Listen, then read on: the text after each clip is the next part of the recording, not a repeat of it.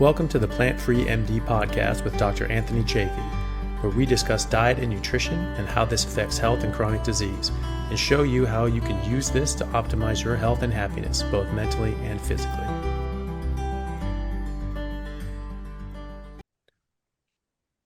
Hello, everyone. Thank you for joining me for another episode of the Plant-Free MD podcast. I'm your host, Dr. Anthony Chaffee, and today I have a very special guest, Duru, who has been making a big hit on social media recently with her take on diet and nutrition. So I'm very, very happy to have her on. Thank you so much for coming on. Thank you so much for having me. Oh, you're very welcome. Okay, so for people who haven't come across you yet, can you please tell us a bit about yourself and what you do? So I came from a background of really struggling with my weight, trying every diet under the sun that is promoted by the fitness industry, counting macros, but then also they recommend eating intuitively, and so you're kind of lost. And for most of us young girls, we end up gaining all this weight that makes us very insecure. For a lot of us, it causes hormonal issues on top of that, not just physical appearance issues, acne issues, so many issues like that. And so after experimenting with keto and then animal based, I finally came to carnivore after binge watching a ton of your videos, which my dad introduced me to. My dad was the first one who told me about carnivore and introduced me to all your videos. And that's when the rabbit hole began. That's when the obsession began. And I've probably watched every YouTube video you've ever uploaded. Oh, well, thank you. Well, that's great.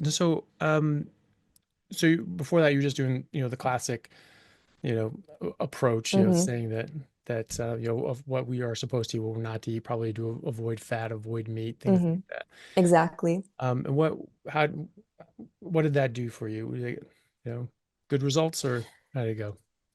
So originally, the whole low fat, high carb is what all these bodybuilders promote. All these fit people, just because they have a fit looking physique, they claim to have all this knowledge about what you should be eating. So when you just follow their advice, which is 99% of these people, you end up ravenously hungry. And this is how my binge eating problem started. So I would gain all this weight, and when I was able to lose it with carnivore, that is when I started making these before and afters that gained a lot of attention. And in my captions, I would explain how I was able to achieve this with the proper human diet, which is carnivore. And this would cause a lot of controversy in the comments. Some people would agree that they've never felt so good without carbs. Some people say it's essential, all this conversation. So it's the before and after that I think people really identify with and get inspired by.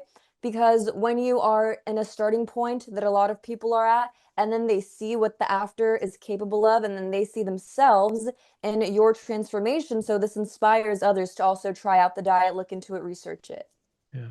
And you have a lot of those as well, and not just for hmm yourself, but for a lot of people that you've worked with.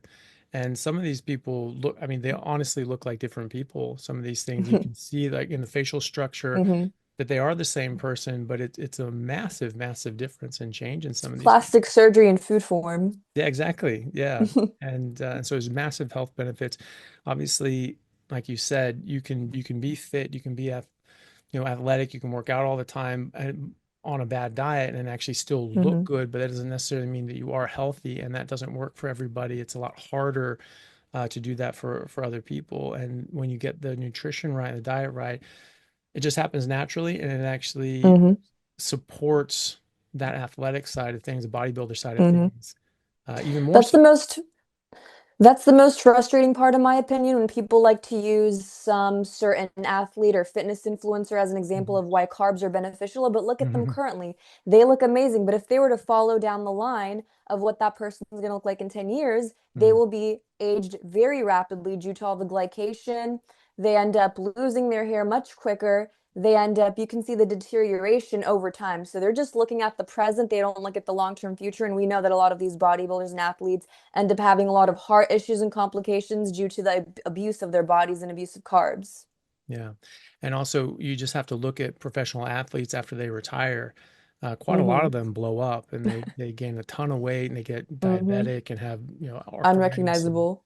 yeah, and there's wildly different. Some stay in shape, hmm but because they're staying in shape, they're exercising, they're doing these sorts of things. And other people, they sort hmm of drop off the exercise train, but they still have the eating habits that they had as an athlete, and it's a bad combination. It doesn't work out. hmm Yeah, when I was doing animal-based, so mixing fruits along with basically carnivore, I would have to do a ridiculous amount of steps every day, weight lift 5 times a week to maintain a certain physique, and it still looked kind of puffy, inflamed, bulky.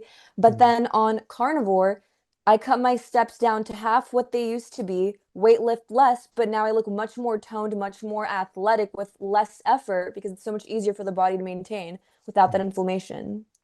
Yeah, I mean, I noticed that as well, looking at pictures of myself when I was playing rugby.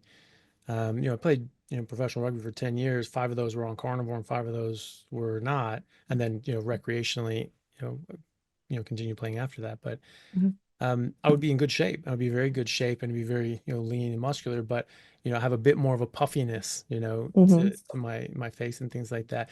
And in the off season, we would get more puffy. And if I wasn't Mhm. working out as much, then I mean, 2 weeks, that was what I noticed. If I wasn't working out for 2 weeks or in the gym 2 weeks, I was losing muscle definition, muscle tone, and I was starting to get fluffy. Mhm. And so I had to constantly be fighting against entropy. My body just was trying to just break down constantly. And so yeah, I had to do that, but constantly to able to maintain that. And then when I was carnivore, it was I year round. I was always in great shape. I always Mhm. had a good physique, and I wasn't puffy ever. And then later on in my life, I just yeah, that all went away as well. It's very easy to maintain that even when I'm not able to work out all that often, Mhm. which is nice too. And that's why you get the diet right first, and then everything else comes as a consequence of that. Much easier. And it almost feels like on carnivore specifically, you build much more dense, lean tissue Hmm. compared to on a high carb diet. It's just fake water-filled muscle tissue, where as soon as you cut out the carbs, you deflate, which is why they like to villainize keto, villainize carnivore, saying, oh, you just lost the weight because you lost water weight. Well, yeah, the water weight was one of the reasons you looked puffy in the first place. Yeah, and also you store fat in your muscles as well. It's called Hmm. myosteatosis, and we see this all the time in medicine. We do an MRI of something, and you'll see there's fatty infiltrates in the muscle. It's so common now that it often doesn't even get uh, mentioned by the radiologist. It's just like, yeah, that just happens. But it's a really strong sign of metabolic disease in people that are sick. It's Hmm. it's all the time now. It's so prevalent. And so you see that fatty infiltrate in the muscles. I mean, this is what marbling is. It's human marbling. Hmm. So we feed cows grains. Human wagyus. That's it. Yeah. And so we do that for them, and then we wonder why we get it in us. It's the Hmm. same stuff. And so you actually get fatty infiltrates in the muscles, and so that can make them look bigger and puffier, but that's not actually muscle. And then when you Hmm. stop eating that garbage, or like a bodybuilder, they cut out carbs leading up to a competition, they their muscles sort of deflate, and they're like, oh, you're losing muscle. Like, no, you're not. You're Hmm. losing the fat in the muscle. That's the difference there, and they don't realize that. But yeah, you're right. I mean, with athletes I work with and just in myself, it's a lot easier to put on muscle, and it's a lot easier to put on healthy lean Hmm. body mass, and it doesn't go anywhere. It just stays there. And so even when you're not Hmm. working out, you keep this muscle mass and this tone and And definition. how does it not make sense to them that if you were eating muscle tissue, it turns into muscle Hmm. tissue versus a bowl of rice, cream of overnight oatmeal, peanut butter? That sounds much harder to convert into muscle Hmm. versus actual muscle. And of course it is. I mean, Hmm. some people will tell you that when you compare certain amounts of of grams of when you get the equivalent amount of grams of proteins, and you get the balance right and things like that, doesn't matter if it comes from plant sources or animal sources, blah blah blah. You know how bloody difficult that is to do that from actual Hmm. whole plant sources, because they're not bioavailable, they don't come in the right proportions, and they come with a bunch of anti-nutrients, tannins that will bind to proteins, prevent you from absorbing them, Hmm. protease inhibitors that will prevent you from breaking it down and absorbing them, and things like that.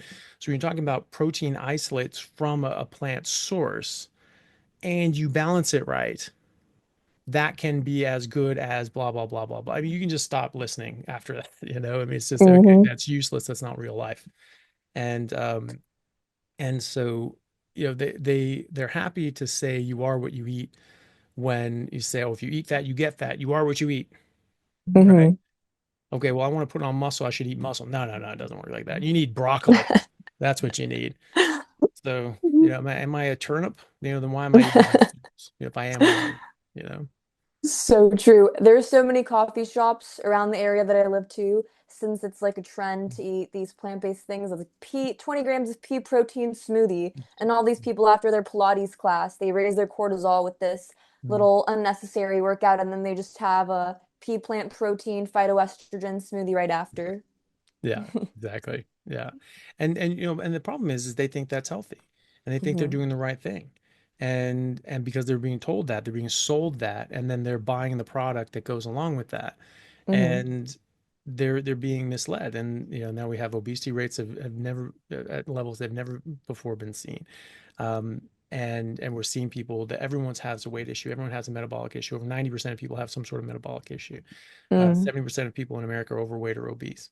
And that's not just America. People think that America are just the fattest and sickest. It's actually about average for Western countries. It's about on par. Hmm. And there are places that are a lot worse. India doesn't have the obesity rates that we have. They have far higher rates of metabolic disease, diabetes, and even heart disease. And they're all vegetarians. They only eat like 3 kilos of meat per person per year, right? And yet they have like in some studies as high as 25% type 2 diabetes rates in certain populations. So that's You can also tell by the physique, yeah, the well, lack that of, too. Yeah. bubble gut, and usually tend to have skinnier arms, no Mhm. muscle tone.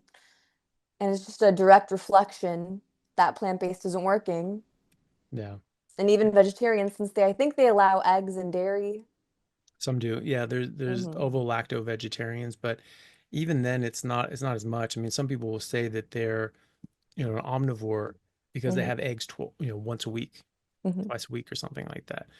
But yeah, like the dairy and the ghee and things like that. That was a mainstay in the diet, and that sort of helped get some nutrients in there. But in Hmm. recent years, recent decades, they've been really pushing the seed oil sides of things. Oh no, no, don't eat all that horrible dairy. That's bad for you. Eat this nice, healthy, cottonseed oil, and that'll Hmm. be good for you, because And in regards to how high the obesity rates are getting, a lot of the young girls I worked with, it's not simply just the weight alone. Oh, I happen to be obese. I happen to have this health issue.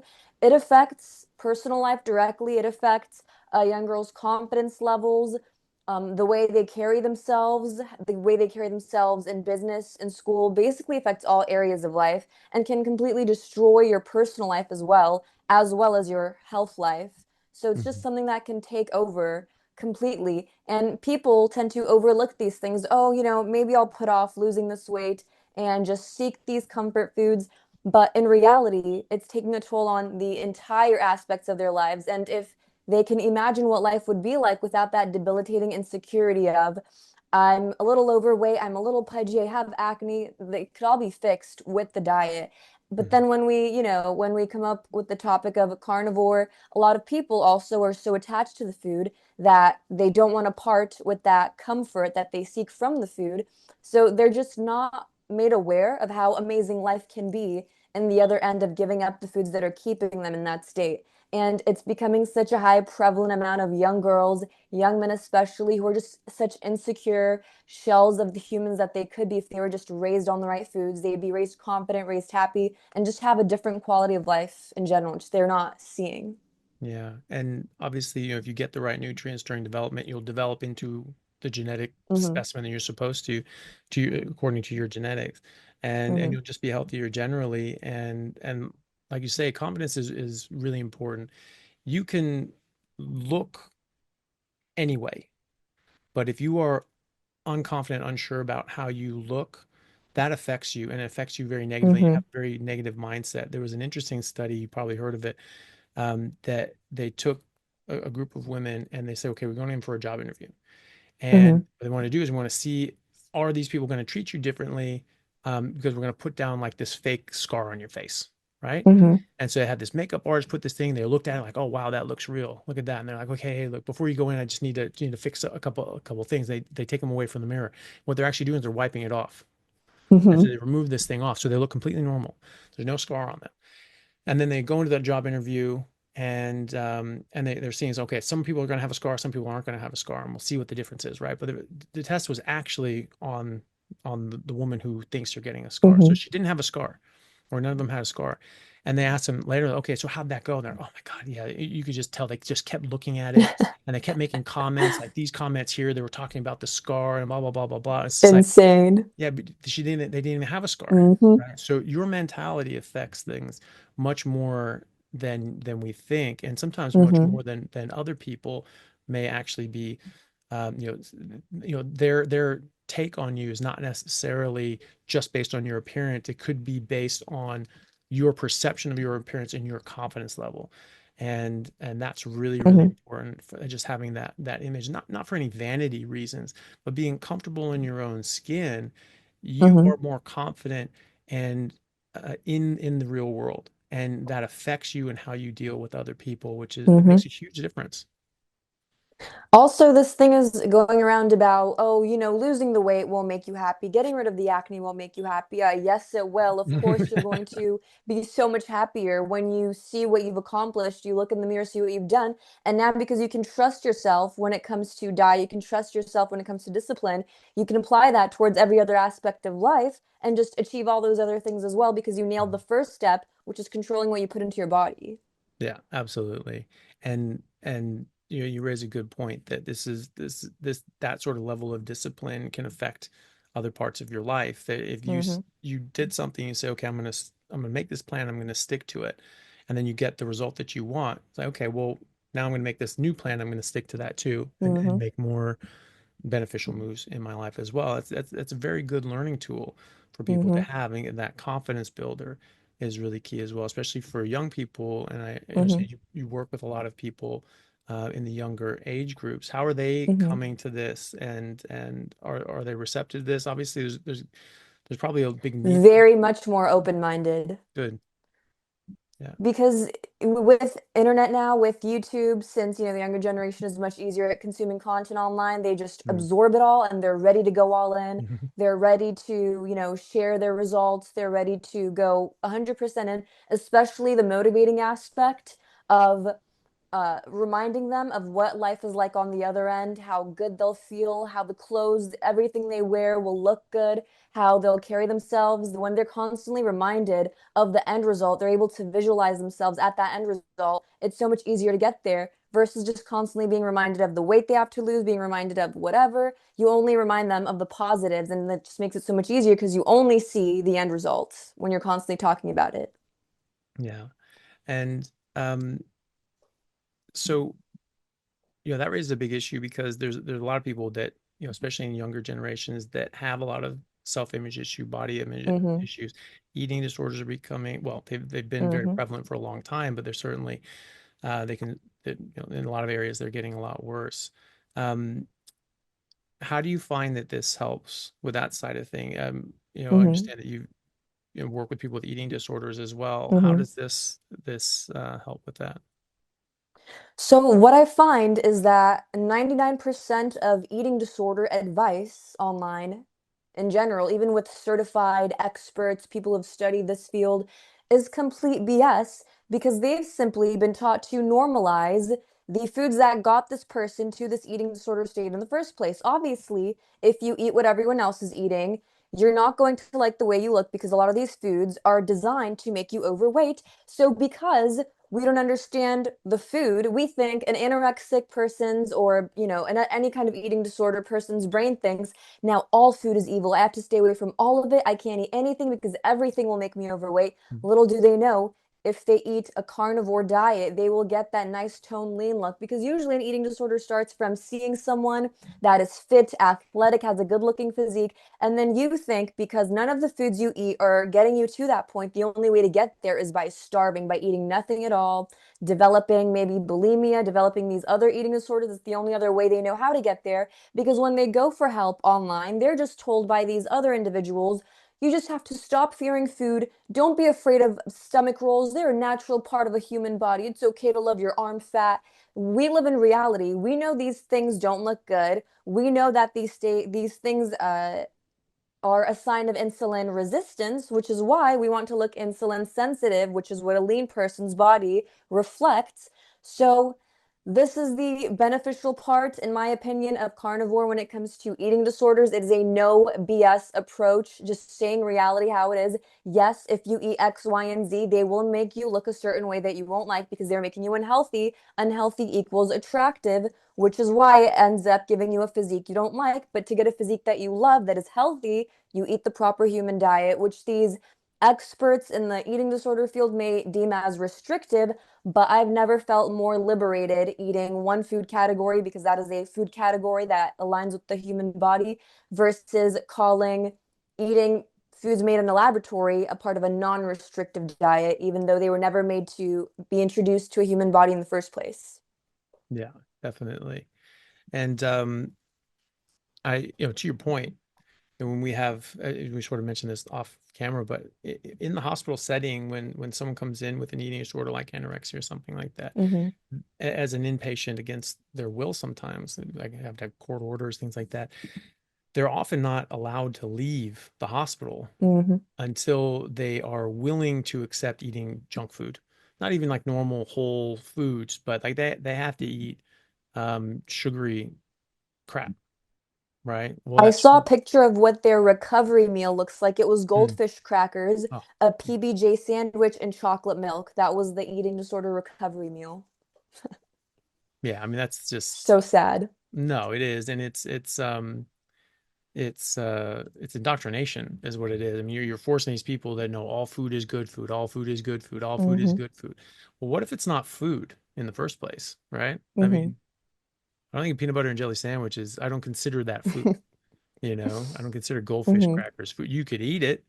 You also eat dirt, right? And you actually get probably more nutrients out of that too. You just get some iron, some selenium, magnesium, zinc, you know?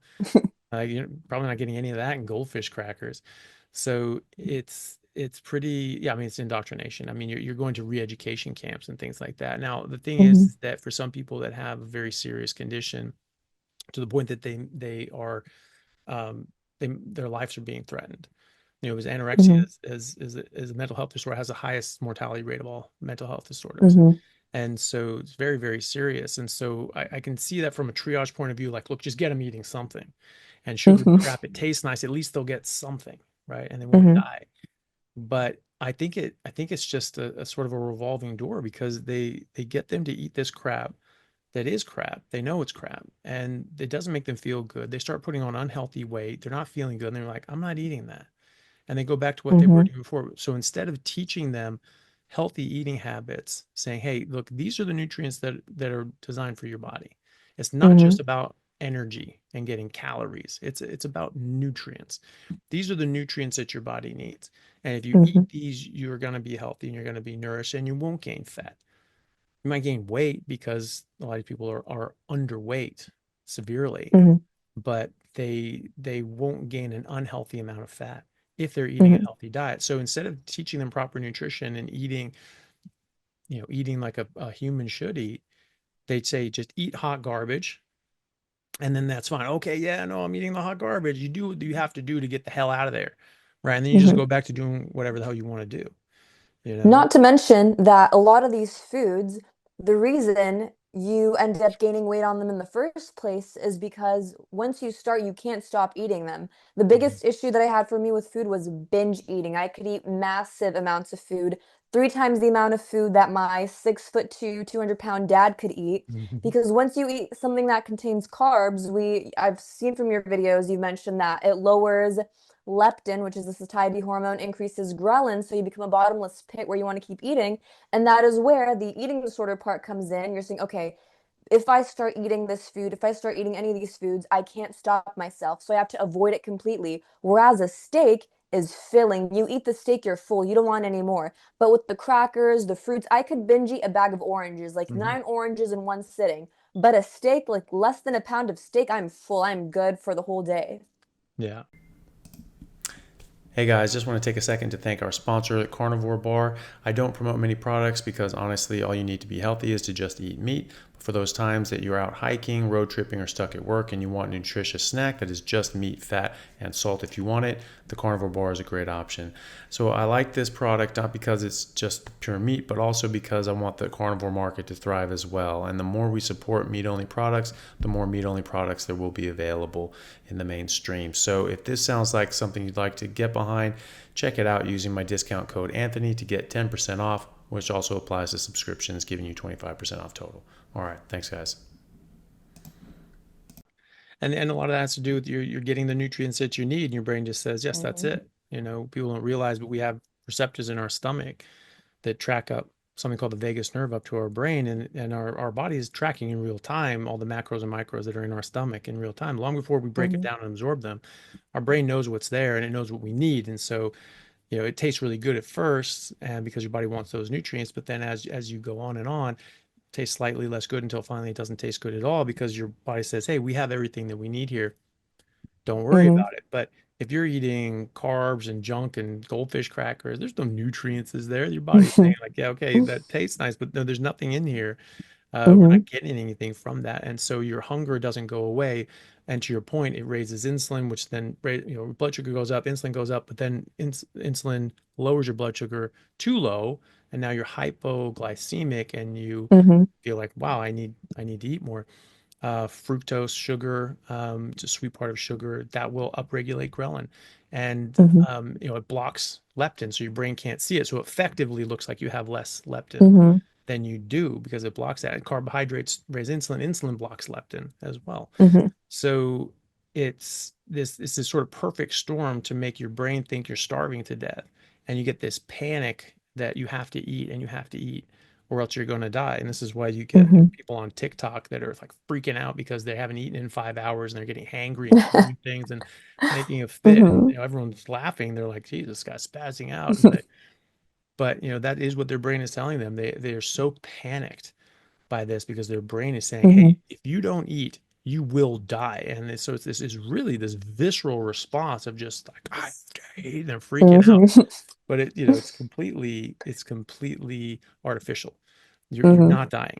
It's just your brain thinks you are because of that hormonal disruption from eating that crap, and it's designed to. And that's why they also promote the whole eating 3 times a day plus snacks in between, which Mhm. I used to feel the need to do. As soon as I woke up, the first thought in my brain was, okay, what am I gonna have for breakfast? What am I gonna eat? Food was something that consumed my mind 24/7. It was very obsessive. It was like the highlight of my day, all I looked forward to. But on carnivore, food is no longer, I'm no longer a prisoner to cravings, no longer a prisoner to what food am I going to get high on? Because that's what I was Mhm. basically doing, getting high on Oreos, getting high on Cheez-Its, whatever it may be. And on carnivore, one meal a day, uh, eggs, steak, some extra bone marrow on the sides, and I'm good to go. I'm full. Sometimes, if I'm feeling extra full, I'll do a 48 once a month for autophagy benefits purposes, things like that. And another thing that I've been researching into is women that have trouble getting pregnant when they go to OMAD, even if when they're on a keto diet or a low carb diet, anything of that nature, their fertility only improves when they start implementing OMAD because that's when their insulin is finally lower, their blood sugar is stabilized. And with the chronic eating 5 times a day, when our body is constantly spiking the insulin blood sugar, people don't understand how much havoc that wreaks in our system and how our body eventually is going to give up and quit after a while of this insulin blood sugar system being abused with unnecessary stupid snacks. And when you switch over to the easy side, the one meal a day of carnivore, night and day difference. Yeah, yeah, that's a good point because some people can't do that. People that have bariatric surgery, Hmm. they have like Hmm. a sleeve or something like that, physically shrinks down their stomach, cuts away most of it, Hmm. or gastric banding, where it sort of has this thing around it and sort of compresses it Hmm. down, so it physically can't get enough food in there.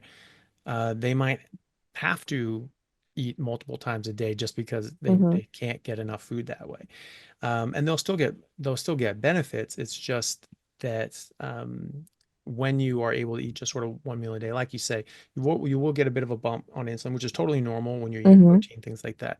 And in fact, our insulin is really designed for protein rather than Hmm. carbohydrates. It perfectly matches that protein Hmm. curve rather than carbohydrates. Our insulin goes like this, or Hmm. carbohydrates spike and then go down. So it doesn't match that properly, but it does match it for protein. So that's going to be sort of a normal curve.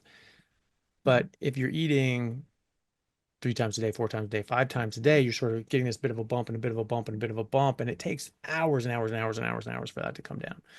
Hmm. Whereas if you do try to eat maximally, you're eating one huge meal in a go, or two if you're trying to put on weight, Hmm. then and in sort of a window, then it does keep that insulin rise sort of isolated, and then you still have the majority of the day at very, very low levels of insulin, Hmm. which is really good as well. And so, That's another yeah. thing I like to remind people of when they say, oh, carnivore is dangerous because your blood sugar will go too low, your insulin will Mhm. be way too low, it's dangerous. Protein, even if it's not paired with fat, if it's very lean protein, can spike your blood sugar as much as carbs can when the protein source is very lean, which is why when it's paired with fat, it blunts that insulin spike, which is pure evidence that our body does get the necessary insulin blood sugar spike that it needs, only enough to be able to turn that into muscle, turn that into whatever tissue that it needs. Yeah. And some people, especially in certain states, type 2 diabetics are more likely to do this, but just certain people are just like this anyway, that higher protein, lower fat, that they will trigger more glucagon, and Hmm. glucagon stimulates more fat burning, which is nice from that standpoint, but it also turns on gluconeogenesis as well. So you're going to be Hmm. producing more blood sugar. So some people actually have a massive response to that, where if they eat a higher protein diet, it will just naturally increase their glucagon, which will increase their blood Hmm. sugar. And it may not be all that big of an issue, but it can be for some, and it's misleading for some people to say, wow, look at that, the blood sugar goes up. That's for isolated individuals. Certain medical conditions can predispose them to do that. And either way, who cares? You're eating what your body's designed to eat, and your body's doing what it's Hmm. supposed to do. If you work out, your blood sugar will go up to 120, 150, sometimes 200. If you're doing a super high intensity workout, your blood sugar may actually go up that high, and then it just Hmm. comes right back down. Just a physiological response to that stress. Does that mean that's bad that you should exercise? You should never exercise, or is that just that's just what happens? We need to understand that things can be physiologically normal under different circumstances.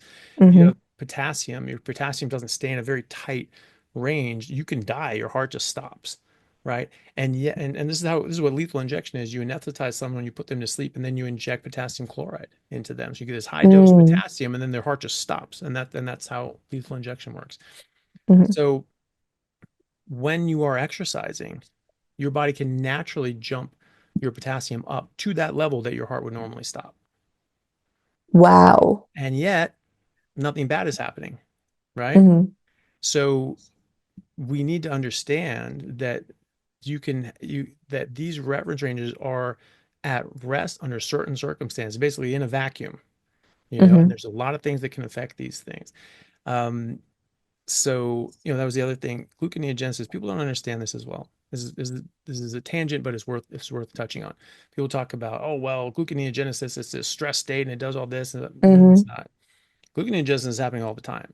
You make nearly the exact amount of glucose in a carbohydrate state as you do in a ketogenic state. Whoa, that is good to Yeah. know. Yeah, the I've people been don't seeing know that that. around recently. Yeah. So it's It really. is about 50 to 80 grams of Hmm. glucose that you'll make regardless of what you eat. And so if you're eating carbs on top of that, it doesn't suppress that. It doesn't stop that from happening. Hmm. You will still make that 50 to 80 grams. It's just on top of the 200, 300 grams that you're eating. So in fact, you're Whoa. actually getting 250 to 350 grams, Hmm. right? And when you go into ketosis, you're still making that 50 to 80 grams, right? Hmm. It actually doesn't change. And one of the reasons that you can see that blood sugar go up when you exercise in a ketogenic state, in particular, is because when you're exercising, obviously you need more energy. So especially if you're doing high intensity exercise, like Dr. Baker said this when he had Hmm. a continuous glucose monitor on when he was doing rowing. He was trying to beat the world record, and his blood sugar went from like 80 up to 200. and then went right back down to 80. Wow. Yeah. And but it was only for that period of time when he was Hmm. really exerting himself, right? So the majority of your glucose comes from something called the glycerol pathway. There are Hmm. multiple forms of gluconeogenesis, and the main one when you're in deep ketosis after 72 hours is the glycolysis pathway.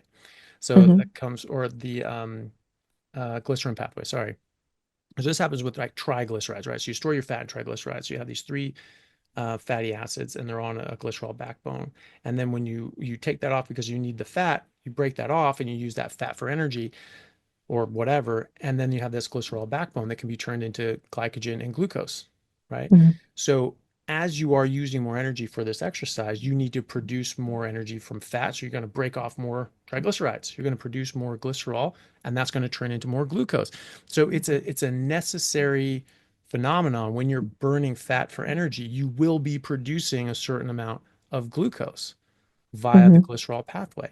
And so if you have an increased demand for energy, you will increase gluconeogenesis just directly because you need more energy, right? And so, yeah, people don't understand that. It's not a stress state. You're not like stressing your body out and freaking it out. You're just using energy, and your body is very, very careful and controlled. You need more energy, you'll produce more energy, and things like that. They don't get that, but yeah, you do make the same amount of blood sugar, glucose through gluconeogenesis, regardless of what you eat, carbohydrates or otherwise. That makes perfect sense, almost as if the human body was designed to be burning our own fat Mhm. Yeah, instead of exactly. ripping through glycogen stores and relying on little gel packets Hmm. while running, relying on honey packets, things like that. And I also remember the thing that stuck with me the most was how you mentioned that we can basically blow up to be 600 pounds of body fat, but the glycogen stores max out at 2,300 calories, which is a clear sign that the body prefers storing fat as an energy source over carbs and glucose. Yeah, well, that's a very good point. I mean, we normally look, yeah, we often look at that in like athletes, like lean athletes, and they're saying, hey, how much energy can you store? And even with like like a 150 pound athlete, there's only 6% body fat. They can maximally store, like you said, 2,400 calories and kilocalories and in their muscles and their liver and glycogen. But just that 6% body fat, so super lean, that's over 35,000 kilocalories of energy, right? So it's a more efficient energy storage form, which is why it's our primary energy storage form, which is why it would be very natural and normal for us to be tied into our fat stores when we're using energy, not glycogen. That's a secondary source for certain things, but Hmm. primarily we are burning fat and we use fat. If you have fat and ketones available, even when you have a sufficient amount of glucose and glycogen, your body will only use that fat and ketones for most of your tissue. Things like red blood cells that don't have mitochondria, they need glucose, which is why your body makes glucose, regardless of Hmm. what you're eating, because you do need that in some respects. And you can use glucose, but your body will prioritize and preference ketones if they have them available. It's just when you're eating carbs, it suppresses ketogenesis. So, Hmm. it's people get things very, very mixed up, and so it's good to get this out there, especially to younger people. Hmm. Not to mention, I remember seeing in one of your videos, another thing that really stuck with me was how there can only be 4 grams of sugar in the bloodstream at all times, something along those Mhm. lines. And if it reaches up to 5, then you are a diabetic. And that is why every time you eat something that contains a lot of sugar, that's why your blood sugar and insulin spike immediately because they want to push it towards storage so it doesn't circulate in your bloodstream because that's deadly if it stays there, which is Yeah, what a exactly. Yeah. diabetic would be. Yeah, exactly. Yeah. So you for the typical average person, normal blood sugar ranges, be at 80 and 90. That's only 4 grams of glucose in your entire Hmm. bloodstream. And going up to 5 grams would, be getting you up to 120, 130 sort of things. It would be That is diabetic, insane. right? And we're eating hundreds of grams of carbs a day, right? Hmm. And your body's just desperately trying to keep this the hell out. of your bloodstream. You know, your blood sugar goes up to 200, 300. I mean, that's like a medical emergency. You're like, okay, Hmm. there's something bad is going to happen, you know, pretty quickly if we don't get this down.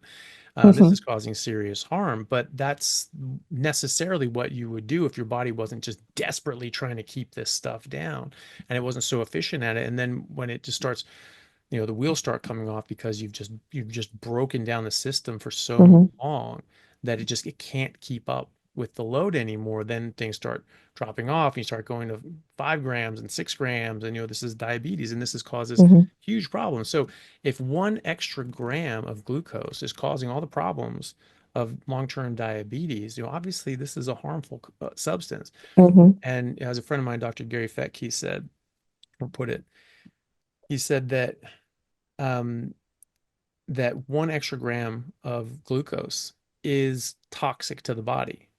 And your body, and we know it's a toxic because your body responds to it by trying to Like a toxin. detoxify it. Yeah, exactly. And that's, you don't need any WHO paper or scientific review or meta-analysis or anything like that to know what a toxin is. You know it's a toxin if your body's trying to detoxify it and trying to Hmm. take it out of your body. You know, we see this for glucose. Certainly, you do have some demand for glucose. You want some of it, but just 1 extra gram is a toxic level. And Hmm. this causes all the damage and problems with diabetes. Is what kills diabetics, right? It damages Hmm. everything it touches. It damages your blood vessels, so it damages the blood supply to all your organs, to your kidneys, to your eyes, to your feet, to your nerves. So you get, you know, nerve damage, peripheral neuropathies. You get vascular issues. You get heart disease. Number one cause of heart disease is diabetes. Number one cause of kidney failure is high blood sugar diabetes. Number one cause of adult onset blindness is high Hmm. blood sugar diabetes. Number one cause of getting your legs amputated is high blood sugar diabetes because it's damaging Hmm. the blood supply. So that's just 1 extra gram of glucose over time causes that. Okay, so what if you're spiking up 100, 200 extra grams? I mean, you're gonna die is basically the story there. And so why are we flooding our body and inundating our body with all of this garbage? It Hmm. beggars belief, and people don't realize just because your blood sugar is normal 2 hours after your meal, that doesn't matter because it was Hmm. up here before and then it goes down, and you're up and you're down and you're up and you're down. It's area under the curve. Like, sure, if you're just like a line up here and then you're going up from there, yeah, there's more area under the curve. But you know what? Hmm. There's still area under the curve with just those spikes. And long before you become diabetic, you are getting profound levels of glycation and oxidative stress and damage to your body and heart disease and damaged kidneys and blindness and Hmm. things like that as well. Yeah, that's why when people come for help to lose weight, these are the lucky ones because they just want to lose some weight. They haven't gotten to a point where it's caused some severe health issues and complications, which it can 100% cause down the line. One of the people that I worked with, she had ovarian cysts the size of oranges in her Wow. ovaries. They shrunk down Mm, to basically like barely noticeable in a month of doing carnivore. wow. And she told me that she worked with three registered dietitians before this, and they all put her on a keto-like diet where she was eating, clean whole grains, things like that, lean meats, lots of salad, and the ovarian cysts were still there. They shrunk in a month on Mhm. carnivore. Yeah. So is Immediately that, just shows you how the body responds. yeah. You were saying they had grains and stuff. Was that like a Mediterranean diet, or were you Like saying like keto? buckwheat. Yeah, Yeah. it was keto, but the carbs they were allowed Yeah. were complex carbs that the Right. blood takes or the body takes Longer. longer to digest. Yeah.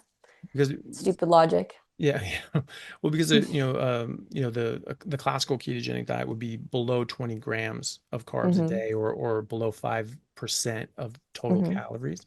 So yeah, Um, some of them put her on like Mhm. keto like that with the salads and everything, and then some Okay. with the complex carb ketos, they just verified, they changed it based on what they were taught. Yeah. So because that's the thing, a lot of people will say something, oh, this is a ketogenic diet, and you actually look at it and be Hmm. like, "Nah, it's not ketogenic." I mean, it's Hmm. better. It's a lot better Hmm. than other things, but you run out of you get past 20 grams of carbs pretty quickly when you eat, Hmm. buckwheat and pasta and breads and Hmm. things like that. You don't eat much. I mean, on one slice of bread, you're way past it. You're like there's like Hmm. 100 grams or something like that just right there. So it's depending on the bread. But yeah, it's pretty quick. Another one of the most prevalent issues that I see young girls having today is PCOS, and you Yeah. don't even need to be overweight for this one. So many famous influencers have developed it. Some of them are Emma Chamberlain, like Alex Early, very popular girls you wouldn't expect it from because they look healthy, they look fine, and then all of a sudden, oh, I just happen to have PCOS, and it's such a common diagnosis now. And when you look it up, it says nothing about how it's related to diet. It just says you can be genetically happen to have it. Just take these medications for it. Do these things. There's these influencers specifically who have PCOS and they show what they eat to help their PCOS, and it's just a bunch of carbs. They start off the day with oatmeal, they start off with waffles that are whole grain, things of that nature. And it's just scary how people are getting these diagnosed with these conditions and they have no idea how diet is basically the cure to basically all of it. Yeah, it was. I actually saw one today actually about PCOS. It was an OBGYN, and this just Hmm. tells you how little we are actually taught about these sorts of things and how awful the education is. It's just basically people pushing their own agenda and biases under the Hmm. label of, well, I'm a doctor. I treat this and therefore I know what I'm talking about. I guarantee you there's no clinical trial or direct human evidence that actually supports anything that they say. Oh, beans and Hmm. legumes, yeah, definitely eat it. And they said red meat, no, absolutely not, don't eat it. I mean, like, are you out of your mind? I mean, there are clinical trials where people are eating predominantly meat on a ketogenic diet and like an actual ketogenic diet, like zero carbohydrates Hmm. and showing that this is actually putting us into clinical remission. And I put people exclusively on red meat and water diets, and their PCS is gone within weeks to months. I mean, it's crazy. Wow. But I see that all the time. It's even being termed type 4 diabetes now in many Hmm. medical circles because it's That a is true. product of insulin. It's not, some people term it insulin resistance of the ovaries. It's not necessarily insulin resistance, but it's certainly insulin influenced Hmm. because women make testosterone first and that's converted into estrogen. Hmm. And insulin blocks that conversion. And so if you're eating a lot of Oh, carbohydrates, it raises your insulin and that blocks that conversion. You get too much testosterone, not enough estrogen. wow. Yeah. And so you get insulin resistance generally. And so your insulin is Hmm. is up elevated. And then you have this chronically elevated insulin that is blocking that conversion. And so it's Hmm. very, very, very common. It's getting more and more common as we speak. It's the number one cause of female-driven infertility worldwide. Hmm. It's pretty wild. Wow. Yeah. There's a handful of girls in my community Mhm. who, when they were diagnosed with PCOS, directly they were just put on birth control. That was the doctor's solution, just go on birth control. That's wild. And they were on it for five, some of them were on it for 5 years. And when they got off of it, they're desperately trying to gain back their period, which obviously this diet is the only way to do so because you're Mhm. basically eating the precursor of your hormones, which is what your period is reliant on. Mhm. So it's just evil what they're doing. And like I mentioned before, you don't even have to be overweight to get it. You can just look perfectly healthy, fine, and boom, you just have PCOS. Yeah. Yeah, it's very common. I mean, the classic phenotype is you put on weight and you get facial hair, body hair, Hmm. inappropriate body hair, things like that. But you don't have to. It doesn't have to. It doesn't look like Hmm. that. It could be, someone who's, very slim, normal person, and that they have this. That's long-term um, PCOS that's built up Hmm. over time, but that doesn't necessarily happen for every single person. It's just a sign. And so as you see someone like that facial hair, maybe a bit of extra weight and things like that, you might think, okay, well maybe this is PCOS, but The thing it's that I also yeah, go on. Oh, sorry. The thing that I also noticed is if they're not overweight, it tends to manifest in the skin. So they'll have a very specific type of acne around the cheeks, and Mhm. it's a PCOS um, caused acne. And then for men, I noticed that it shows up as ketosis pilaris. They'll get bumps all over their skin, even for women especially. But if it's not being overweight, then it becomes a skin issue that the body's trying to detox. Yeah, absolutely. And even just from an insulin point of view, there are so many different skin conditions that are a result of elevated insulin, like Hmm. skin tags. Skin tags are just a very florid sign of insulin resistance. So insulin is a growth hormone. It causes different tissues to grow. Mostly your fat, Hmm. can stimulate muscle growth as well, but it's predominantly fat. But also skin tags to grow, rectal polyps to grow, uterine fibroids to grow, prostates to grow, things like that. So it's very busy. It affects hundreds of different processes and tissues in your body. Hmm. And we think that it's fine to just have this, up and down and flowing all over the place. It's funny. Insulin is an anabolic steroid, and bodybuilders use it as an anabolic steroid. This is why bodybuilders think that you need to eat carbs in order to gain muscle because, oh yeah, we want that insulin bump. It's the other way around. They're getting the cart before the horse because they will get insulin just from eating meat. They don't need to eat the carbohydrates, and there's a Hmm. limit to the amount of insulin your body will produce. It doesn't matter how much carbs you eat, your body will only create a certain amount of insulin because it's like absolutely not. It's just Hmm. way too much. This is not safe. The reason they think that is because in the 90s, this guy Dorian Yates, who became the first like mass monster, who just became just insanely My huge. dad met him. Oh, did he? Yeah, interesting. Yeah. Yeah. And Now he's now that he's come back to, carnivore, he's saying, what an idiot we were back then, looking up to these, golden bodybuilder era people. yeah, well, like the actual golden era bodybuilder, like in Hmm. the 70s and things like that, those guys Like were Vince carnivore. Gironda. Vince Hmm. Gironda, The yeah, raw Serge eggs. and raw eggs and Serge Nubret. That dude ate 6 pounds, 6 to 8 pounds of horse meat a day and nothing else. He was full carnivore for 3 months leading up to competition. He's one of the greatest bodybuilders ever. And the 6 pounds. 6 pounds, yeah, of horse meat specifically. He liked horse, yeah, and and he was one of the greatest bodybuilders of all time. And he was sort of just before the steroid era as well. So he Hmm. competed against Arnold Oh, so Schwarzenegger. Dorian is more in the steroid era. Oh, it's Dorian is definitely he's well into the Yeah. steroid era. Yeah. And he actually furthered he pushed the boundaries of the steroid Hmm. era by introducing insulin. He figured out that if you inject mass Oh. quantities of insulin, that will give a further drive for muscle hypertrophy. You'll gain fat too, and that's why they're Hmm. gaining all this fat and bulk and stuff like that. But then they keto it out and they slim down, but they still keep a lot of that muscle mass. And so he was one of the first like actual mass monsters because he was Hmm. able to figure out this cocktail of mass quantities of steroids and insulin. That was the secret key. But the thing is, he had to eat 400 to 500 grams of carbs a day so that he wouldn't die of Hmm. a diabetic coma with all this insulin, right? And so that was why carbs went in.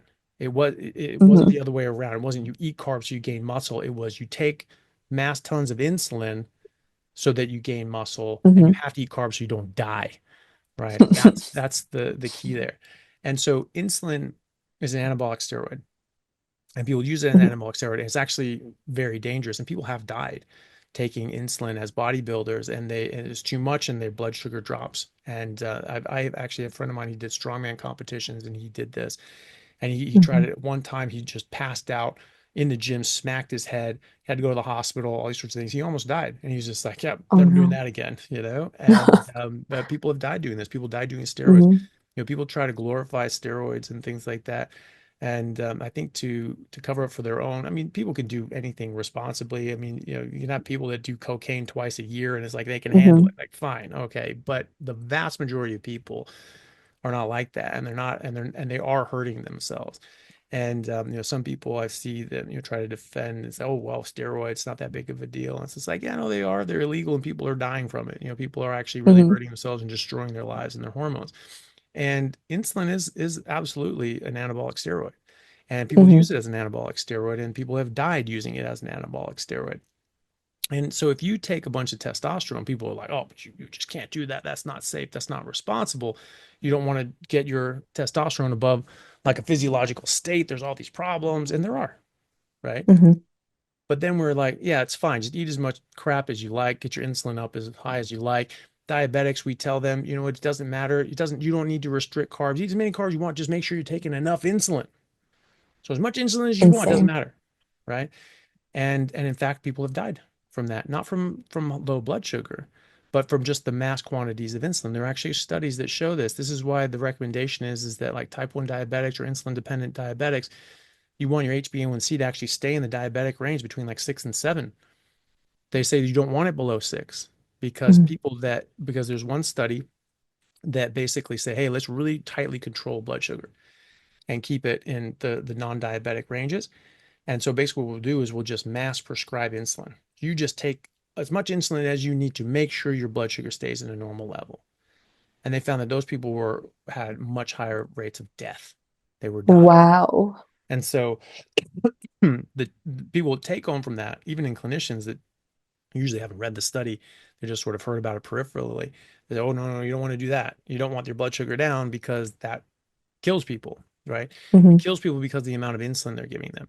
If you're on a ketogenic diet, I mean, I've had my mom, she went to her doctor about, oh, your HbA1c is too good. You need to start adding in more carbs or something like that because we don't want your blood sugar down at a non-diabetic level. Hmm.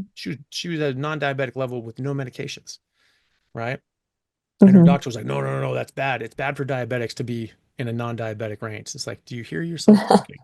It's bad for diabetics to be non-diabetic, you know? My dad lowered his cholesterol with carnivore because his Mhm. cholesterol LDL levels were too high. He went on carnivore, they got lowered. His Mhm. doctor asked what he did because every time he gets his blood work done now, everything is really good.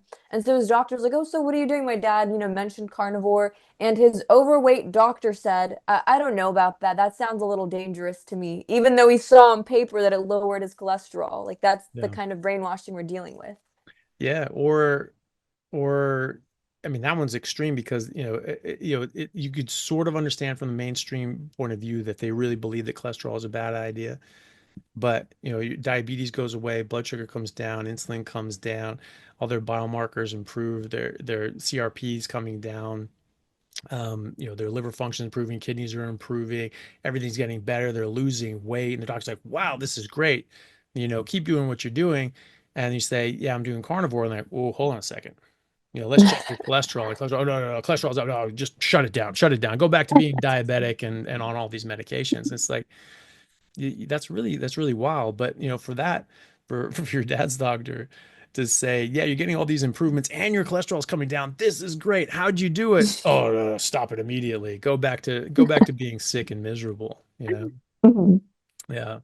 Hopefully the doctor sort of gets it eventually that, well, actually, Mhm. this is healthy. This is not killing people. No, the doctor himself had a quite big beer belly. It was like a big gut as a Yeah. doctor giving nutrition advice to a person who's improved their blood work. Yeah, and their physique and their physiology and their health. Hmm. I mean, that's what we should be looking at objectively. Is like, is my patient getting better? Hmm. Thankfully, there's a growing population of doctors that at least have that open-minded, outlook.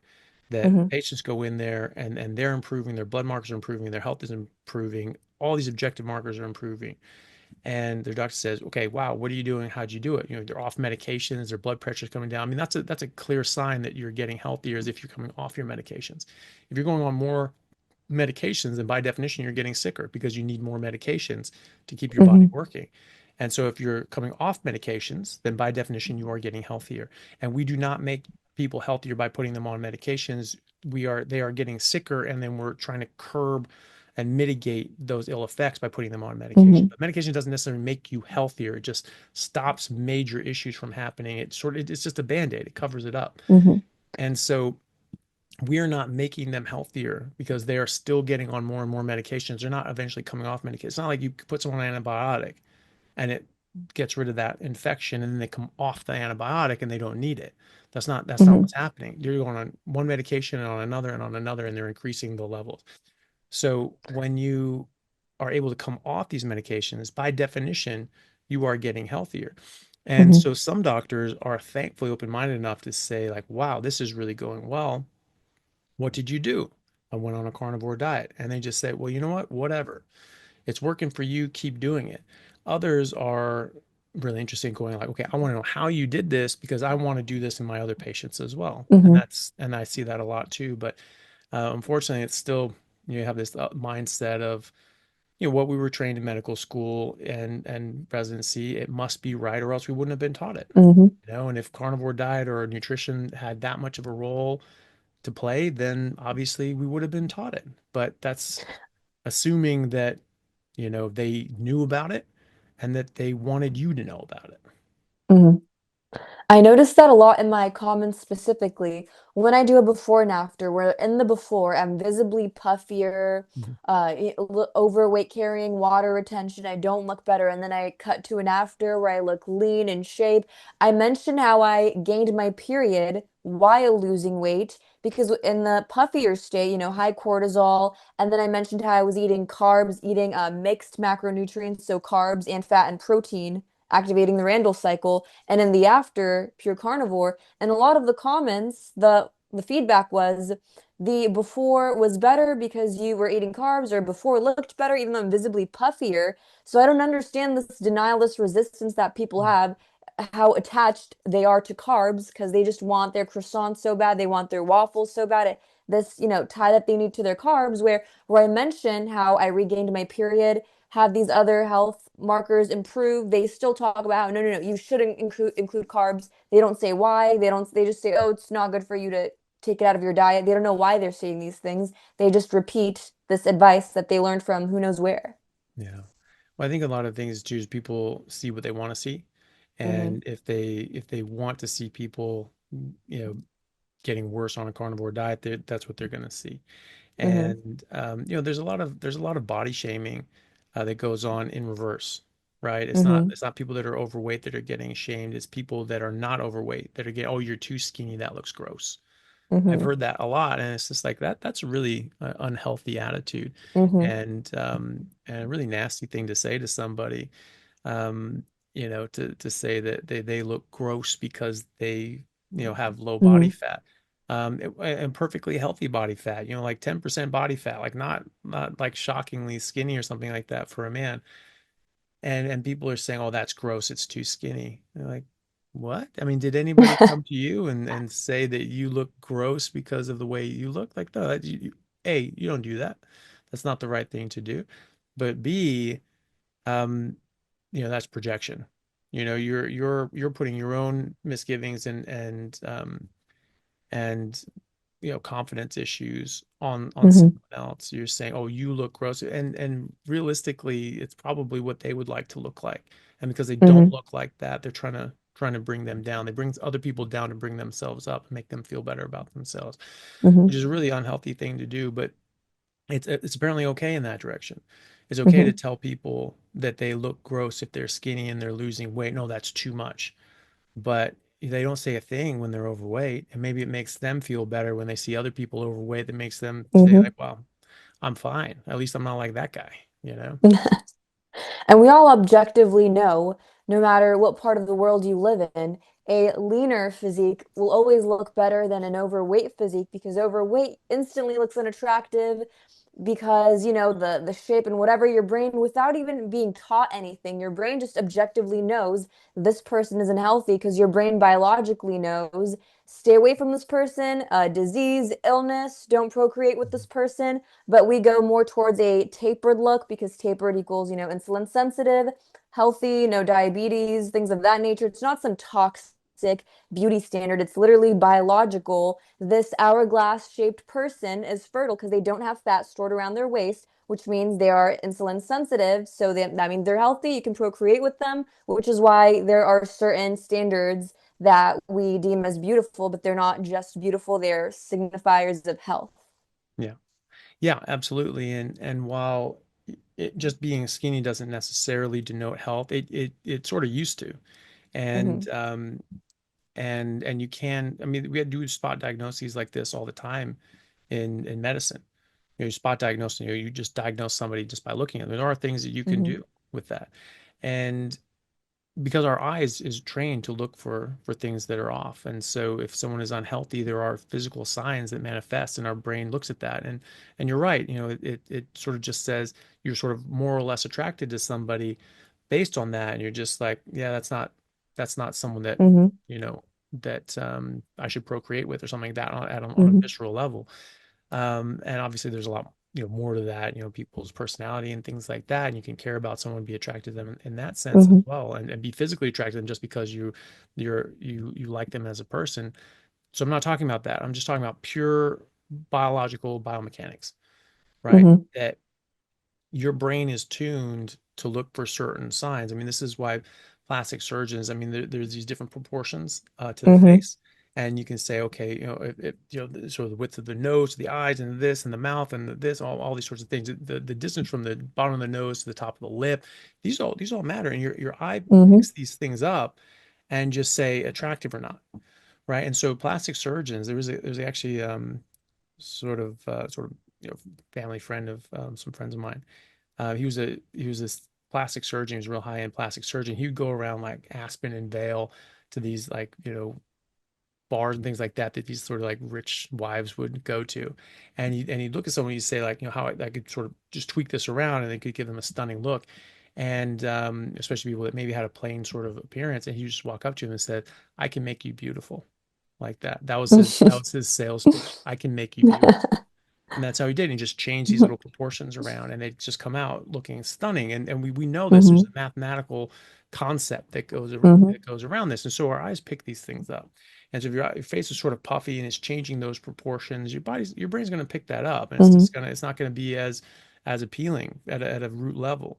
And same with the body. You're trying to pick up signs of health, like you said. Mm-hmm. And while you can be skinny and be unhealthy, and you can be overweight and be unhealthy. I mean, there are just these, instincts that our body just says, Mm-hmm. yeah, that's a little off, and we don't like Not that. to mention, during development as a child, the nutrients that you get growing up while in the womb literally determine how close your face will be to a golden ratio. Because the closer it Mm, is to a golden ratio, it signifies having a healthier immune system. The more symmetrical your face is, the healthier your immune system is. So it's not just vanity, some kind of mm, toxic, we shouldn't live up to these beauty standards. It's literally if you receive vitamins A, K, D, taurine, all these things that are in meat, your face will be closer to that model-esque proportions, which is why in the countries that have higher meat consumptions, that's where more models come from because they have the bone structure required for modeling, the beautiful bone structure because they have the diet that gave them the bone structure, which is animal mm. based. Yeah, like look at like Brazil and things like that. They eat a lot of Mm-hmm. meat, and then they go on the sun. They get a lot of vitamin D from the sun, and that helps with facial development, bone development, jaw development. Mm-hmm. It also changes us during puberty. It's a sex steroid. It's a hormone as well. And for men, it broadens out the shoulders, narrows the hips and Mm-hmm. waist, so it gives that classic V-shaped bodybuilder appearance. And for Mm-hmm. women, it narrows the waist and broadens the hips. You get that classic hourglass figure. It's probably why you get all these bikini models coming out of Mm-hmm. Brazil, right? Because they're eating a lot of meat and they're out in the sun, and so they're getting all those nutrients. And yeah, this is a very good point. Not to mention, we probably already know these things, which is why we tend to wear shoulder pads for men. We put them in the suits because Mm, we know broader shoulders means, broader bone growth, which you only get from the proper nutrients. And then for women, corsets and then face yeah, trainers. So all these things, we're basically trying to replicate what the proper human diet would do for us already. yeah, proper development. Yeah, exactly, Mm-hmm. and which denotes health. And that's why we Exactly. we we look at that as that golden ratio as healthy, because your body will Mm-hmm. naturally do that as long as you're developing properly, in the womb and out as well. Mm-hmm. Yeah, absolutely, a very good point. I was actually going to say, you transitioned from sort of a normal standard diet Mm-hmm. to carnivore, and you saw my videos, other people's videos. But but your dad came on this. How did he come on this? And why did he switch to that? And why did he, tell you to go on that as well? He is really interested in biohacking. That's what he originally started off with, Hmm. podcasts and things about the diet. And he had back pain, chronic back pain of like 10 years. It only went away on carnivore. If he ever cheats on the diet, if he ever goes out, eats some food, next day he wakes up, back pain is there again. Hmm. Also, he was, interested in growing his muscles and then the appeal of carnivore. It's like you're basically just eating everything to grow muscles. And when he first told me, I was like, Dad, that's insane. Like, you're not even gonna eat a salad, like, no greens at all. And then the more I listened and listened, I'm like, wow, this makes sense. And that's why it just shocks me when people have pushback towards the diet, because when you just like listen to all this information, it should just logically make sense. Like, yeah, this is what a proper human diet should look like. This is what, our bone isotope testing say. This is what ancestry says. This just, it all makes sense. Hmm. So it's just, yeah, how do you not come onto this diet sooner? I think the higher your IQ is, the sooner you come onto carnivore as soon as you start listening to videos about it. Yeah. Well, it certainly does make, and if you keep an open mind, definitely, because Hmm that the evidence is there. And, people say, I hear the accusation that, people that do carnivore, promote carnivore ketogenic diets, they're very dogmatic and they're very closed-minded. No, like we were the ones who changed our minds. We're hmm the ones who had an open enough mind to look at the data and hmm reevaluate the situation and say, yeah, actually, this is all wrong. We Oh, were not we taught that. tried veganism for 2 years at one Oh, point too. fun. 2 years. Oh gosh, I'm so Two sorry. years, Yeah. unfortunately, but I was cheating a lot, thankfully. Thank God. Because Yeah. whatever my dad did, I ended up doing as well. So we just do everything together. So this Mhm. was, I was around 17, 18, not the best. I was still growing. So probably would have Mhm. been best to avoid. But at school, if it was like Taco Tuesday, I would get the tacos with ground beef. Yeah, So I was good. still having my cheats.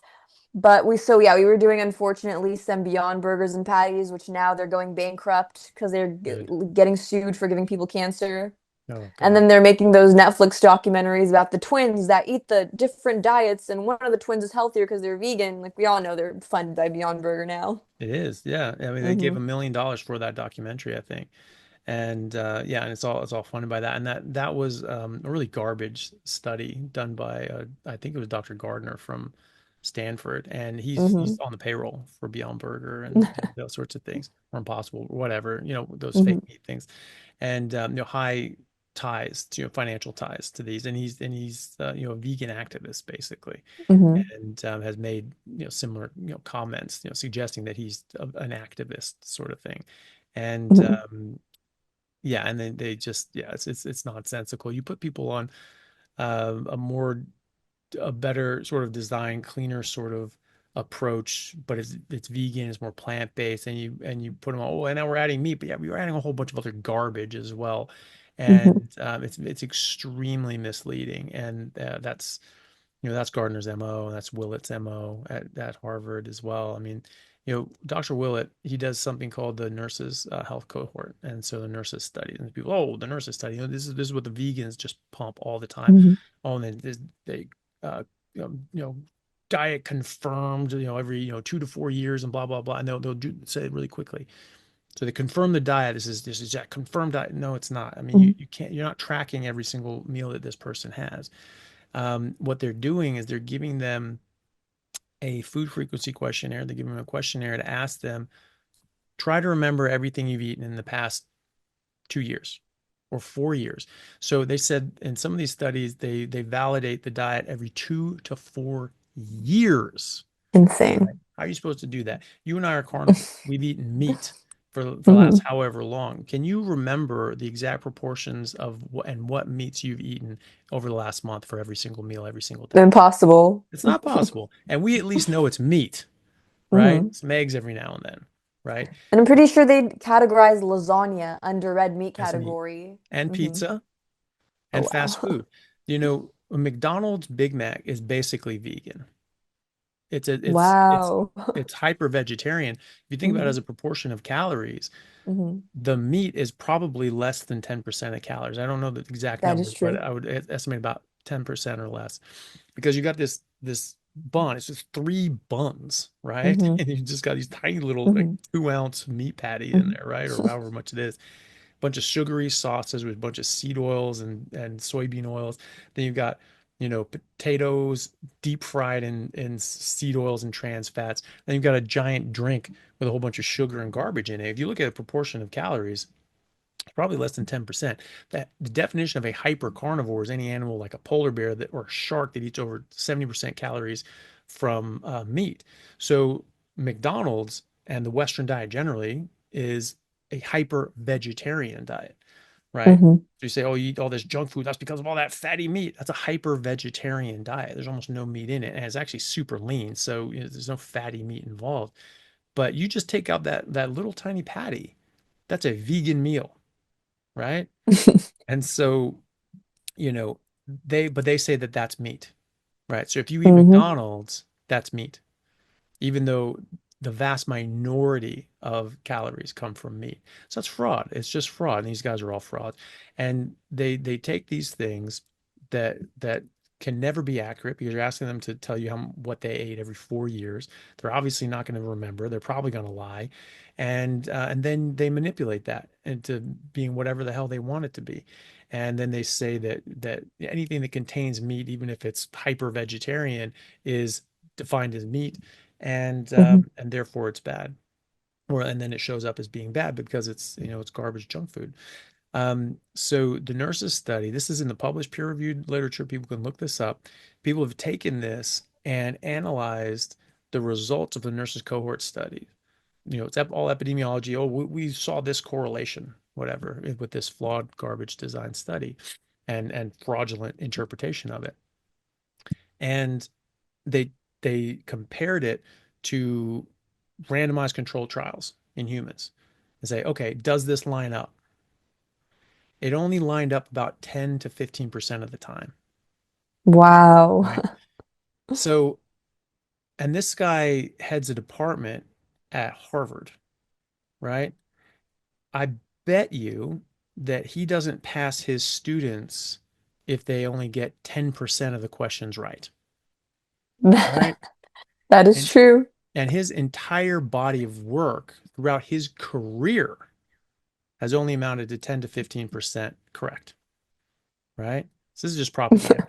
It's just complete garbage. You're not Should going be to, illegal. yeah, you're gonna fail out of elementary school getting only 10 to 15% of things right. And this guy's running departments at Harvard and having multi-million dollar Wow. grants because with only a 10%, 15% rate of being correct. It's just ridiculous.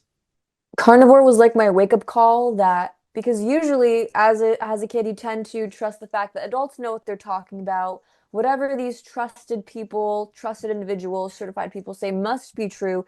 This was like my first rude awakening that wait, actually I've been lied to my whole entire life about these things.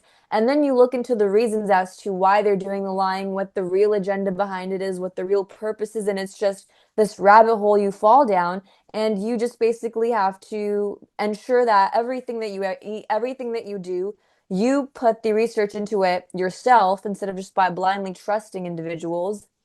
Also, when you mentioned about the whole veganism activism thing, that's another thing that really pisses me off that people say how it's so much better for the planet.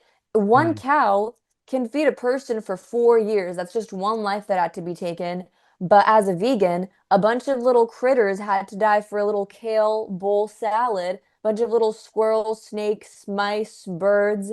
So how do they not also understand that the lives that they're taking as a vegan is much more detrimental than what you would take as a carnivore. And every living animal has to live off of another living animal. There is no life without death, and it's just a part of nature. So they use the emotional appeal when it applies to younger people, and they like to use that emotional vulnerability as look at these lives, innocent lives you're taking, make them watch these videos of factory farmed animals and poorly raised animals, the worst of the worst cases, and try to brainwash them into this is what eating meat is like, eat plants and look at how cute these flowers look, just eat the flowers instead, even though there's still a lot of you know deaths behind the veganism foods as well.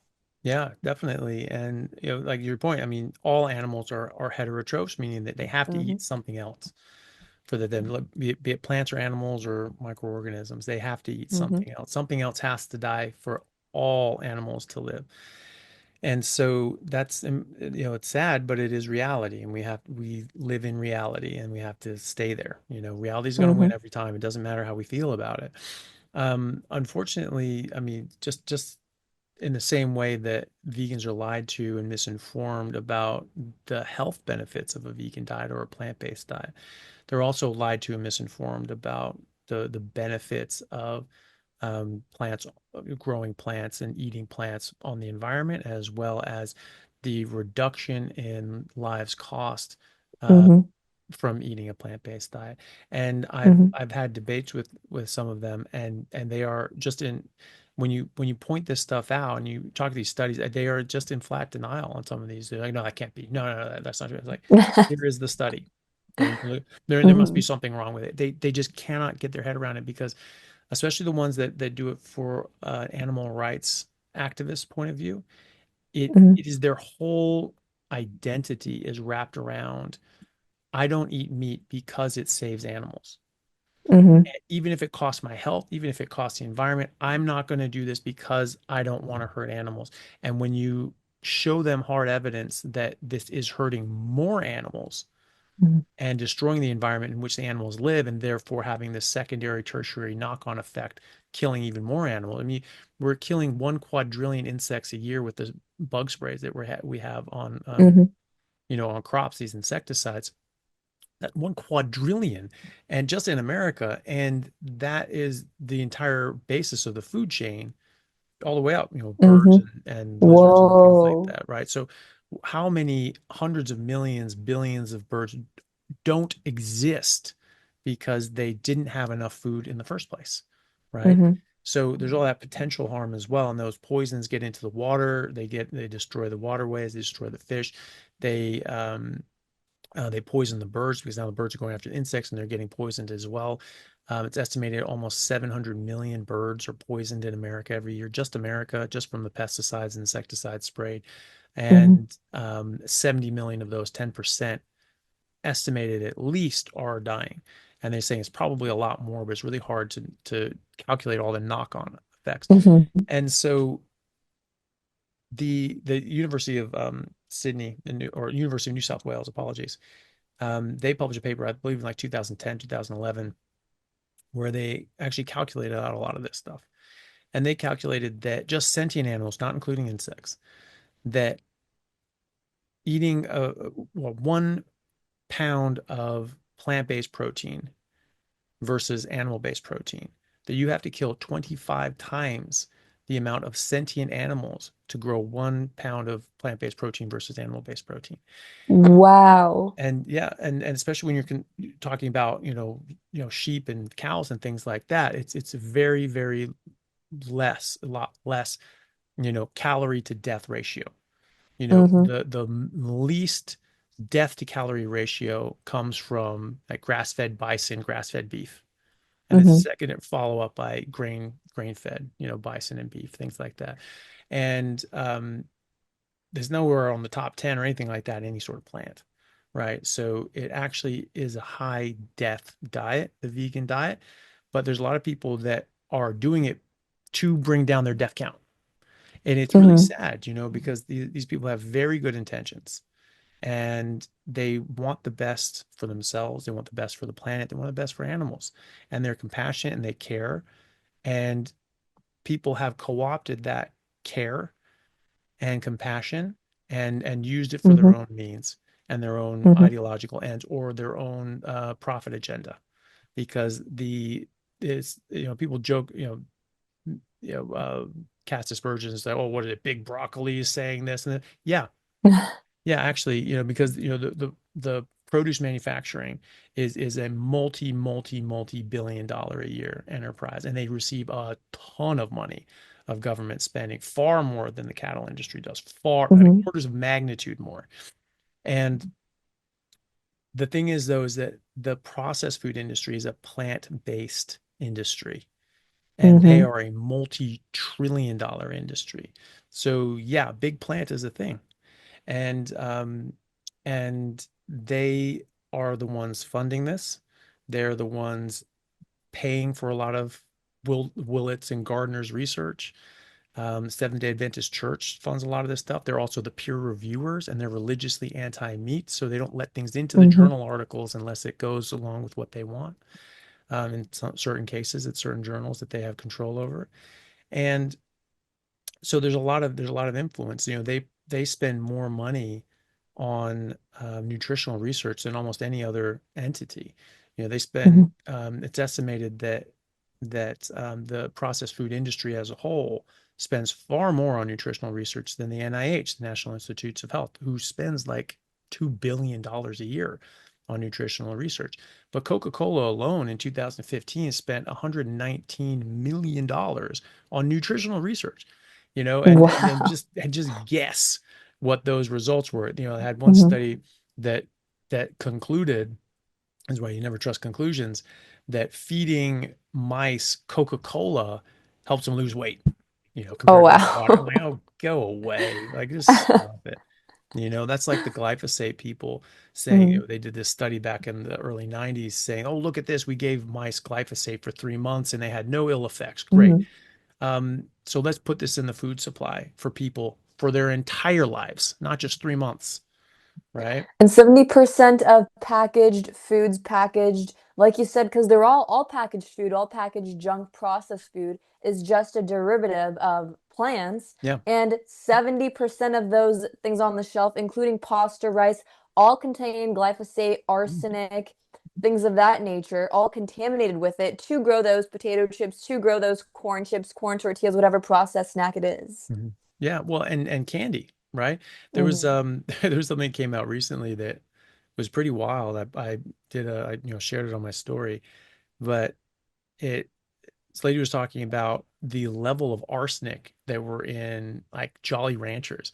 It was like be like a safe level of, below the like the harmful level of arsenic, you could eat two Jolly Ranchers per year, right? Wow. Two Jolly Ranchers per year exceeded your Hmm. arsenic level, right? People eat That is bags insane. of this stuff, right? And it's not just Jolly Ranchers. There was tons of other ones that she talked about, Uh-huh. right? There's tons of candies and things like that have arsenic in them. Like Hmm. how are we saying that that's acceptable when we're giving this stuff to kids? Arsenic is a neurotoxin. It's extremely harmful and toxic to the body, especially during development. You're always at um, a more vulnerable place when you are Hmm. developing. And And no so, wonder autism rates oh, well, yeah, I have mean, been. Hmm. you have to wonder, right? You have to wonder what, Hmm. we have these increased rates of mental health disorders, neurodevelopmental issues, um, PCOS, all these different chronic diseases and neurological issues, neurodevelopmental issues, developmental issues generally are becoming more and more prevalent. And so you have to wonder what is causing that. It's obviously something environmental. It's not genetic. We're not supposed to have these neurological issues. We're not supposed to have PCOS. If we were Hmm. supposed to have PCOS, we wouldn't be here because it precludes fertility and pregnancy. So obviously that's not a Hmm. natural state for us to not to be able to get pregnant and have kids. So obviously something's happening. And if we don't pay attention, we are going to just keep going down this in this direction, which we're getting worse and worse and worse. And it's already at Hmm. critical mass already. So if we don't get ahead of this, we are going to have a complete collapse in our health and our Hmm. healthcare systems. And as we get sicker, the companies that are also responsible for pushing out the foods that cause the illness will also selling us the medication Oh to yeah. fix the illness, just keep getting richer. Yeah. And that's really is I have a whole lecture on YouTube called the real healthcare crisis, where I talk about Hmm. this and how it's really it's not one system versus another system. We can all debate and discuss that and the merits and demerits of certain systems. If you really want to break it down, read Thomas Sowell's Applied Economics, Thinking Past Phase One, and there's a chapter on healthcare, and it just breaks it down. So, I would definitely agree with that, and people can go and read that and see what they think. Regardless of that, it doesn't matter. It doesn't matter what the system is. When we're spending literally tens of trillions of dollars a year treating the chronic disease issues, and that has basically doubled in the last 15 years, that is unsustainable. No system on earth is ever going to work. So it doesn't matter if you want a free market system, you want a communist hellhole system, it doesn't matter. It All of them will collapse, and any system that people can dream up out of their imagination will all get buried under the weight of growing chronic disease. And this is Hmm. making certain individuals and institutions insane amounts of money, insanely wealthy, because they're just talking trillions of dollars coming Hmm. into this, right? It's not just the pharmaceutical industry, it's the entire medical establishment. Harvard actually does some good research every now and then. It's just not by Willett. There's a study published out of Harvard from their School of Public Health. They looked at 5 chronic diseases: COPD, emphysema, things like that from Hmm. smoking, diabetes type 1 and type 2, cardiovascular disease, mental health disorders, and cancer. Okay, so just those five. So we're not even talking about autoimmune Hmm. diseases, or neurodegenerative processes like Parkinson's, Alzheimer's, things like that. Autoimmunity. The top one and two grossing drugs on planet Earth last year, and the year before were autoimmune drugs, even far more than Ozempic. Ozempic was $4.5 billion in sales in 2024.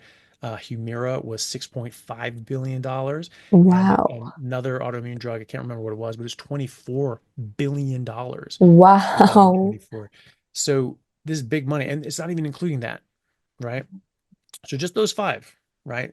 Hmm. COPD, heart disease, diabetes, cancer, mental health. Just those five. They looked at the direct and indirect costs worldwide for those five diseases.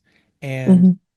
in 2010, we had spent over 8 trillion with a T, trillion dollars just reading those five, right? And by 2030, they're expecting that to be up past $14 trillion, right? So it's nearly double. Insane. It's clearly a business that's It being is. run, Yeah, and that's and it being gets swept under the rug.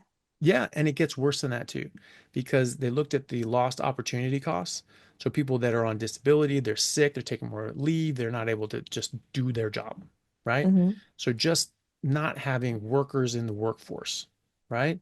Because they're sick and they're having these Hmm. illnesses, right?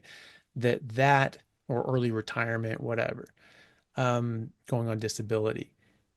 That accounted for between 2010 and 2030. That's expected to cost the world economy about $23 trillion. Wow. And I believe watch the video to get the hard numbers, but I'm pretty sure that's what it is. And then the biggest one was the early deaths. So loss of human capital by early death. So people Hmm. have a heart attack and die at 45 and they don't have another 20, 30 years of productivity. And what that Hmm. takes out of the economy and that market and their that skilled work and their education and all these sorts of things, and what that does and takes away. That in 2010 that cost the world about $22 trillion just for those five. And then by 2030 it's expected to go up to $43 trillion per year in lost sort of economic power from early deaths, right? So realistically, we're losing roughly $60 trillion out of the economy just by being sick and dying early and paying for these medical expenses.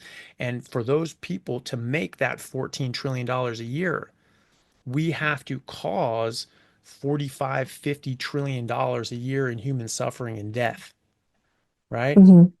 So all of those dollar signs, we talk about those in trillions of dollars. It's just an insane amount of money to the point that it's just unfathomable, right?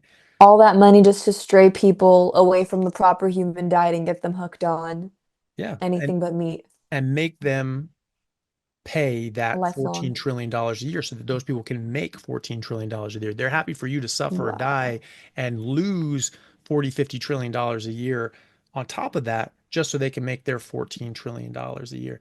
Imagine if we got rid of that and all that went away and that 40, 50, $60 trillion a year actually just went back in the economy, going in directions that were actually beneficial for humankind. We'd have space stations and colonies on the freaking moons of Jupiter by now. I mean, Right. it's just ridiculous. We're Hmm. holding back human innovation and development dramatically just by sickening people, charging them tens of trillions of dollars to make them sick, and then tens of trillions of dollars to treat those illnesses. And so now they're sick and they're not producing, they're not able to work, they're not able to be as creative and productive. And they have Hmm. to use what little money that they have to go and pay for this crap just to stay somewhat together so they don't actually just die and can't take care of their kids. It is absolutely insane. I think it is probably the major thing that is affecting the planet right now. When you Hmm. look at it at that scale, it's hard to imagine something that's more impactful than that. Yeah, I've never thought about it in that way. Those are some insane numbers, and that makes a lot of Yes. sense. All the people that genetically were born being very intelligent, very capable, are now dumbed down, Mm. and their skills are now a fraction of what it should be just because they're not getting the proper fuel, proper nutrition to function at perfect optimal levels. Yeah. Yeah, and then like you said, thinking about how everyone would be functioning if everyone ate this way, they'd just be at their best all the time. That'd be utopia.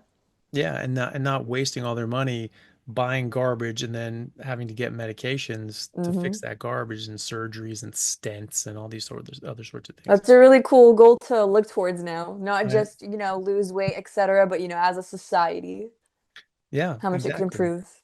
Yeah, well, I think that's the single greatest thing you could do to improve society is Hmm. improve people's health like that. It's very simple. May not be easy for everybody because they all, I don't want to drop this and that, but it is simple. It is very straightforward. It's just, you eat this, you don't eat any of that, and your body gets better, you know? Hmm. Even just moving in that direction, I think would help dramatically because as we started Hmm. moving away from that direction with the dietary recommendations in the 70s and 80s, people didn't go 100% onto the nutritional recommendations, thank God. But Hmm.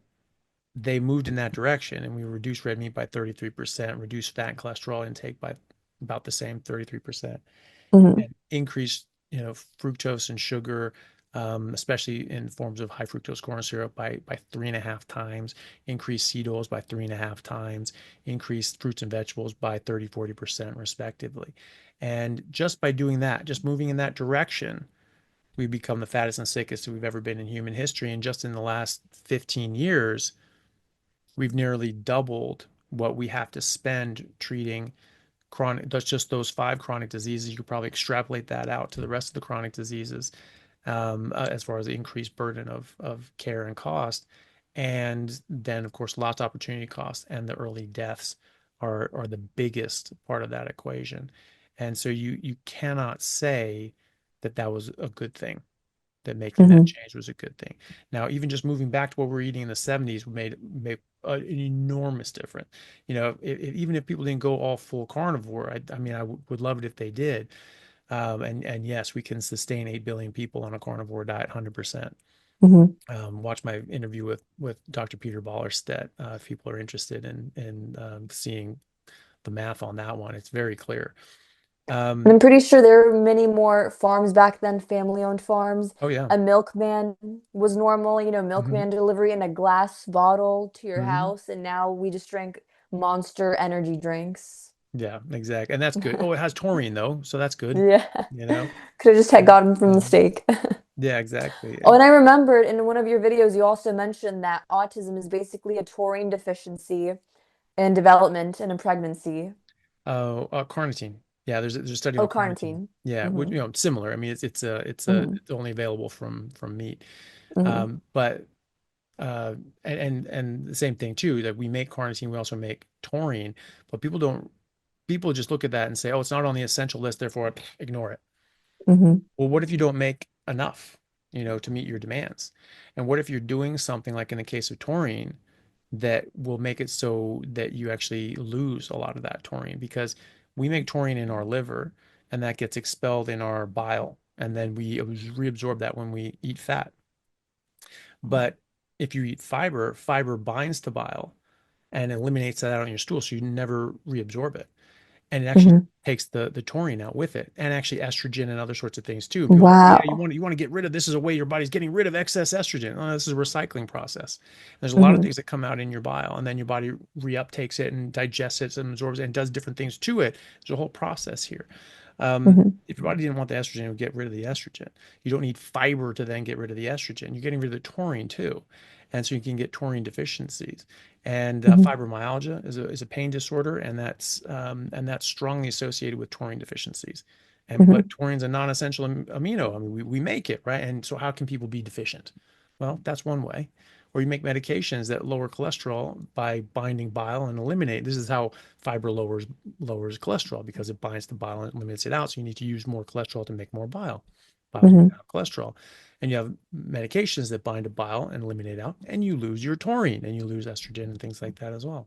So, it has these knock-on effects. We don't even realize it. But with the carnitine, same thing. It's considered a non-essential amino acid, and yet up to 70% of, only about 70% of people actually make enough carnitine to meet demands on a normal basis. Maybe you're exercising, you're doing sorts of things, maybe you have a higher demand. But only about Hmm. 70% of people make enough carnitine. And um, so that means about 30%, nearly one third of planet Earth, don't make enough or maybe don't make any at all, right? Hmm. And so carnitine is essential for mitochondrial function and energy production. And if your mitochondria aren't functioning, you cannot develop your neurons Hmm. appropriately. You will get misdevelopment of your neurons. And so University of Texas A&M actually showed that people with carnitine deficiencies can actually develop a specific kind of autism based on Wow. that misdevelopment of these neurons based on mitochondrial damage from a lack of carnitine. And so they're finding that vegans and vegetarians have much higher rates of children with autism because 1 in 3 chance that someone's going to have a deficiency, a natural deficiency in carnitine. And if you're not eating meat, which is the only nutritional source of carnitine, to speak of, then you may be deficient. So even if you're like if you're Mm. vegan or you're feeding your kid a vegan diet, which people are having their kids taken away by feeding their kids a vegan diet, how Hmm. can that be a Good. good diet if you're actually killing kids? Kids can have actually died Hmm. on vegan diets and or had low bone density and shorter stature and other sort of developmental issues and things like that. And either way, they're not meeting their potential. Even they grew up healthy, did they grow up to be as healthy as they could have been? Did they grow up to be as Hmm. tall and as smart and as physiologically functional as they would have otherwise? Because if not, you have caused damage to them, and Hmm. that's child abuse. And so, you have to think about that. Oh, my kid's fine, they're meeting their markers. Are they as good as they could be? Are they as good as they should be? If the answer is no, then you have damaged them, and that's Hmm. child abuse. And some of these kids die. I mean, there are kids that are dying breastfeeding on parents that are vegan. There are in the case reports in 1996, there was a case report of a little girl. She was 6 months old. She had a massive brain atrophy. It looked like an 80-year-old Alzheimer's patient, Wow. right? And that was because she Hmm. had this massive B12 deficiency breastfeeding. She was breastfed. And her parents were vegetarian. Her mom was so Hmm. B12 deficient that she just could not pass a sufficient amount of B12 onto her kid. Her brain could not develop properly. They gave her daily B12 for 5 months and it swelled up like 30, 40%, or probably more than that. It was a Wow. massive difference. And it started, developing, physically, neurologically much better as well. Um, but, going back to the carnitine thing, vegans and vegetarians that don't have carnitine in their diet, and if their kid has this inability to make a sufficient amount of carnitine, then their brain won't be able to develop properly. And even Hmm. if they don't develop autism, can you say that their brain is as developed as it would have been with enough carnitine? You can't. And so I think that is, from a child activist point of view, it's really not acceptable to put a kid on a vegan or vegetarian diet. Especially school lunches after that. Yeah. Basically, every single school lunch for every kid ever, whether it's packed or whether it's bought in school, it's just completely processed packaged. I mean, even I myself, every single lunch, because everyone else was eating it, just Mhm. microwaved food, microwave plastic, White Castle burgers, and that was it. And then a little fruit snack, some fruit gummies. And now when you think of it, it's just so hard to think about. And what I've noticed is with all of these health conditions, diseases, basically any kind of ailment anyone on earth is dealing with, it's always tied back to a nutritional deficiency Mm. or an issue that a food source that is causing inflammation is causing to the body. It's always diet related. I think so. And I think that the vast majority of the chronic diseases we face are nutritionally related, that you're Hmm. either eating something inappropriate and you're exposing yourself to harmful chemicals, toxins, plant toxins, or the chemicals that are sprayed on plants, atrazines, the glyphosates, and all the other garbage that's out there Hmm. that's causing harm. I mean, some of these things, we spray them on plants in order to kill animals, Hmm. and then we say, yeah, no, it's fine, just eat it. Okay, no. And it ends inside. Anything that ends inside Yeah, means well, death, yeah. homicide, suicide, Mhm. pesticide, and we're just eating them. Yeah, exactly. Yeah, and and Hmm. and we don't think anything of it. We Hmm. we spray things on plants in order to kill animals from eating our plants, and then Hmm. we go and eat those plants. You have to think that maybe that's probably not the best idea and the best choice. Even when Um, they're labeled organic, I saw one of mm, these studies. It says that they took organic strawberries, grinded them mhm, up, and then sprayed them over a new crop of strawberries, and it still worked as a pesticide because they were mm, using organic pesticides. So it's still a pesticide, but it's just a plant-based one to mhm, use it as a loophole to get around mm. the organic word. Yeah, there's a lot of fraud there. I mean, I just call it what Hmm. it is. But I spoke to someone who manages like a like one of those organic markets. It's called PCC, which is like Pacific Coast Co-op, whatever. And it's up here in Washington State, and it's very very granola, very hippie sort of Hmm. place. But they've got some good things. And I was talking to one of them, and there's all these different organic products, and they're like, it's all bullshit. It has to have this certain combination of 100% certified organic with this and this and this. It has to have like all these different labels. And if it doesn't have all those different things, it's not. They were saying that you can just slap an organic sticker on something because it's an organic product. It is alive. Hmm. That's a living thing. That's a plant. That's real, Wow. right? And so you can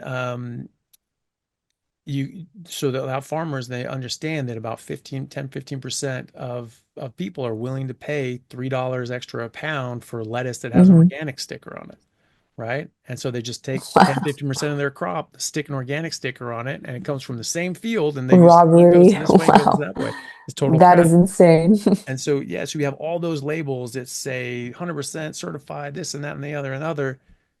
And even then, if you use organic pesticides and organic or was an organic this, organic that, it's still legal. So there's really no avoiding this stuff. And Hmm. the glyphosate, I mean, they took like loaves of bread and they found it had like 6,000 times the amount of acceptable safe glyphosate. Hmm. They tried to say that, well, the glyphosate just breaks down really quickly. Well, you spray it on there and it just goes away. All these pesticides, they just go away. Well, so are you spraying pesticides every single day? Because Hmm. bugs come back the next day, right? Uh-huh. It's not you spray it once and then, oh, that's it. They'll just never come back. No, it stays on there, right? And you talk about like Roundup and glyphosate. I've had Roundup, and used it in at garden and things like that as a weed killer.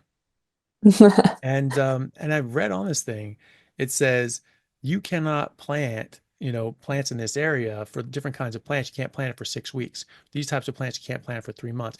And these types of like flowering plants and things like that, you can't plant it for a full year, 12 months. It won't grow, right? So tell me again how glyphosate just breaks Wow. down in an afternoon, you And then know? you just ingest that in a toast of bread. Yeah, it's 6,000 times the acceptable limit. Going back to that study that was it Monsanto or whatever did to get this in the food supply in the first place back in the early 90s. They did an animal study. It just lasted 3 months. They say, hey, look, they didn't die in 3 months, therefore this is fine. But this isn't the food supply for people's entire lives, not just 3 months. And so, and mice live longer than 3 months, right? So Hmm. what about throughout the course of their entire life? So that was just one animal study. It wasn't reproduced and validated, right? And it shouldn't have been done by them. It should have been done by an independent lab, and actually looked at this honestly. Someone went and reproduced this years later. I forget the gentleman's name, but he looked at this and he did the same exact study design, but that he just extended it for the entire course of the animals' lives. Didn't just stop it at 3 months. And he found at Hmm. about 4 months, the wheels started falling off. They started getting very sick. They started developing all these soft tissue tumors, and they all just were getting sick and dying. And Hmm. so one of the big frauds in the scientific literature is that they'll manipulate data to look how they want, especially if it's pushing a product. And Hmm. so they wanted glyphosate to say this is safe. And so at 3 months, yeah, they didn't show any sign of disease or harm. Great. At 4 months, they did. So sometimes they'll make retrospective endpoints. And so they'll say, yeah, we started seeing it's like, okay, everything's fine, everything's fine. Oh, everything's not fine. Let's go back to when it was fine. And we'll say, yeah, that's when we stopped the study, right? That happens Wow. all the time. And or maybe they'll do like a preliminary study, sort of see where it is, and then they go, oh yeah, now we're doing this study design, but they design it in a way that they know it's gonna show what they want it to. And I mean, to the point that the editor-in-chief of the New England Journal of Medicine and editor of the 15-year editor of the Lancet, two top medical journals in the world, they both publicly, independently come out and said that at least half of the medical literature is completely garbage, is completely corrupt, and it's complete bullshit. And I said at least half, and probably a lot more. And so you can't trust this stuff, especially when it's industry funded. And then people get confused as to why they develop cancer, develop these very harsh illnesses when the Mhm. foods that they're consuming, they think, oh, but it's no big deal if it has a little bit of this, and I can get away with a little bit of this. And at some point, you can't get away with it anymore. At some point, these illnesses manifest sooner than others. So it's just important to bring to people's awareness how detrimental it is, because that's the issue that I notice the most when I do mention these issues, for example, to some of my friends. They just like to downplay the effects and, oh, it can't be that bad, and no, it can't be this serious, and this won't happen. And they just like to downplay it when it's very scary and very real what they can do, because they usually, especially the ones that like to quote studies, they quote these very stupid studies about how, look, this food isn't that bad because of this, glyphosate isn't that bad because of this, like defending insane things Mhm. over these studies, which is crazy to do. Yeah, it is. And there's more and more studies coming out showing just how toxic and harmful glyphosate is. It's a total endocrine disruptor, and it's actually Hmm. inversed. People say that, well, dose makes the poison. The more it is, the more damage it causes. Not always. Glyphosate is actually more hormonally disrupting at lower levels. It's more toxic in other ways at higher levels, but it screws up your hormones Wow. worse at lower levels, right? So you say, oh, it And doesn't then have these that poor much in it. girls eat like a bowl of glyphosate strawberries as like a Hmm. healthy snack. Yeah, yeah, and cereal and granola and all that sort of Oh stuff. yeah. It's pervasive. It just gets everywhere. And you have one field that they're spraying with glyphosate, and then that just the wind blows and it carries it over into the next field, right? And Hmm. and they have other sort of horrific practices. Yeah, so even you have an organic field that really is doing it the right way, all these pesticides, insecticides, and herbicides are actually just flowing over from the other farm. So, even if you're not spraying anything at all, you're still going to get some blowover if you're in an agricultural community, which most farms are near other farms. Hmm. And so it's really unfortunate, but there are more studies coming out now. But the Monsantos, the Bayers, the Pfizers, the Nestle's of the world, they fund a lot of the medical journals and the scientific journals. And as a result, they have influence on what gets published and what doesn't. And if it disagrees with their product, they can make a big stink. And I was speaking to a lady, Dr. Stephanie Seneff. She's been at MIT for years. She did Hmm. her undergraduate and PhD at MIT in computer science, and has been in computer science research at MIT doing AI stuff since like the 80s, right? So super bright lady, really high-end researcher. And the last, 15 years or so, she's been going hardcore on glyphosate. And then now she's more recently going into like deuterium and things like that. Oh, I've heard about deuterium as well. It's interesting. Yeah, you should look Hmm. into it. There's a lot there. And so Professor or Dr. Seneff, she is working on that now, but she was also doing glyphosate for like 15 years. And she was telling me that that her and her group were publishing something, and it went to this journal, and it got accepted for peer review, and it got cleared by peer review, and it was getting done. They were like, yeah, we're going to go publish this. And then they all got an email saying, hey, would you guys be willing to retract your study and just say, hey, we're going to pull the study? Um, Retract. Wow. yeah. Like, would you be willing to do that? Now, Hmm. what that means in academic speak is that basically when that happens is when some sort of major malfeasances come up and the journal is about to pull your study and say, hey, we can't publish this study because there's a huge problem, there's like huge malfeasance or something like that. And they're giving you a chance to save face and basically save your career. Because if you get a study pulled like that, that can Uh-huh. legitimately end your career, and you won't Wow. get grant money after that and things like that. So And imagine all the studies that could have been published that just yeah, haven't been. yeah. And they got scared off. And so they looked at that and they were like, ooh, okay, what the hell's going on there? But then they talked among themselves, they looked at it and they're like, no, you know what? This is a good study. And we stand by what we did here. And so they sent that back in saying that. And a few days later, they got an email back from the journal saying, hey, you know what? Don't worry about it. It's not a problem. We'll be publishing, on this date or whatever. And then the next week, they make a completely, independent sort of statement saying, we will Mhm. not be intimidated by our advertisers and our sponsors to influence what we publish and don't publish. We will Mhm. publish things based on their scientific merit and not from influence from our advertisers.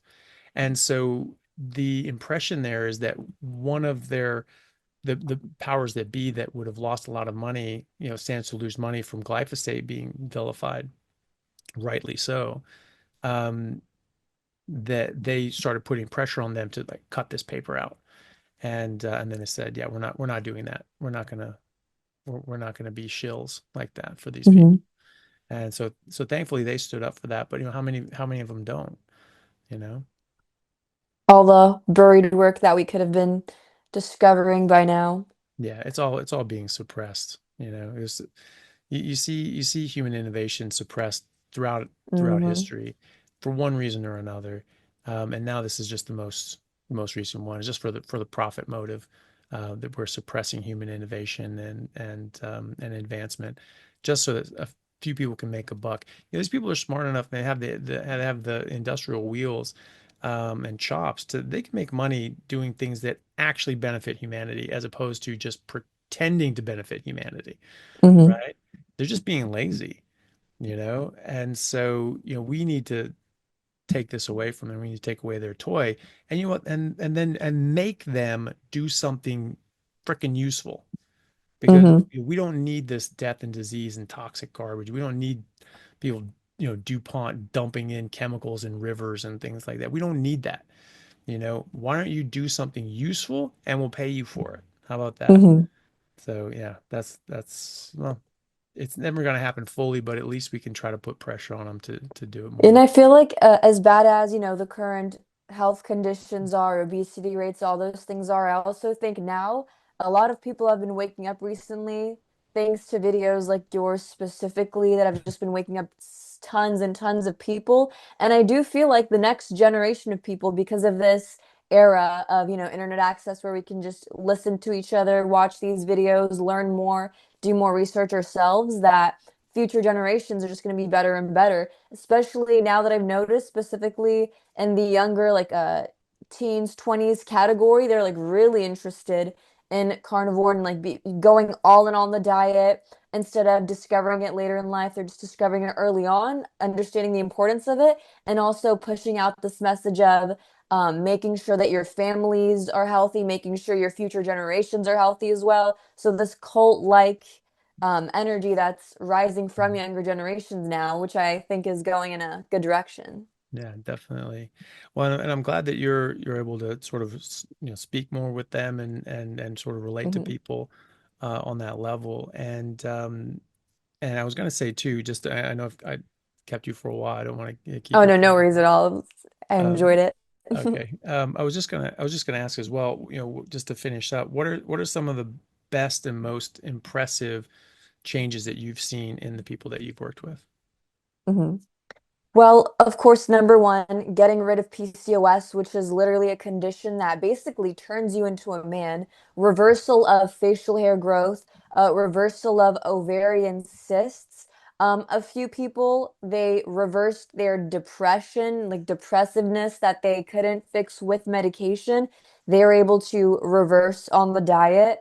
Hair loss, another big issue. There's as nothing as emotionally distressing as losing your hair, especially as a woman. So being able to regain that and then seeing a reversal in skin quality. In, for example, some of the people in our community are a little bit older and they just mentioned how their skin is so much plumper, like noticeably Botox-like effect on their skin. And again, the weight loss in such a short amount of time, obviously our main goal is to heal you first, and then the weight loss will come later. But the amount of weight that these people are able to lose without friction, without that mental battle, making it so easy. And obviously, when you lose the weight, the transformation is my favorite part. Just seeing someone glow up into what they should have looked like, glow up into what they were genetically meant to look like, and then the confidence that they gain with their beauty, the confidence that they gain with their new look, how much happier, more enthusiastic they are about life because of it, are some of the my favorite parts that I've seen about people on this diet. That's great. Well, it's great to hear, and I mean, I always love seeing that as well with my patients. Tracking their blood work and not only just their Hmm. physical changes, but also their biological changes, coming off medications. I mean, my deprescribing people off medication is a major part of my Hmm. practice. I take people off more medications than I put them on. Let's put it that way, a lot more, and that's really fulfilling. It's really nice to see that and see people get Hmm. healthier and not only look and feel better, but objectively improve their health and come off medications and improve their Hmm. test results as well. Hmm. And so yeah, it's very rewarding. So well, thank you very much for being here. Thank you for so much for taking the time, and thank you for spreading the message and getting this out to more people. I think it's really Thank important. you so much, Dr. Chaffee, for having me. Oh, you're very Couldn't have welcome. done it without your No, videos. yeah, well, thanks. Speaking of which, where can people find you and follow you for more? Duru Bilimlier on all social medias. That is Duru. Same thing on TikTok, Instagram, YouTube. Mhm. That's about it. Okay, sounds good.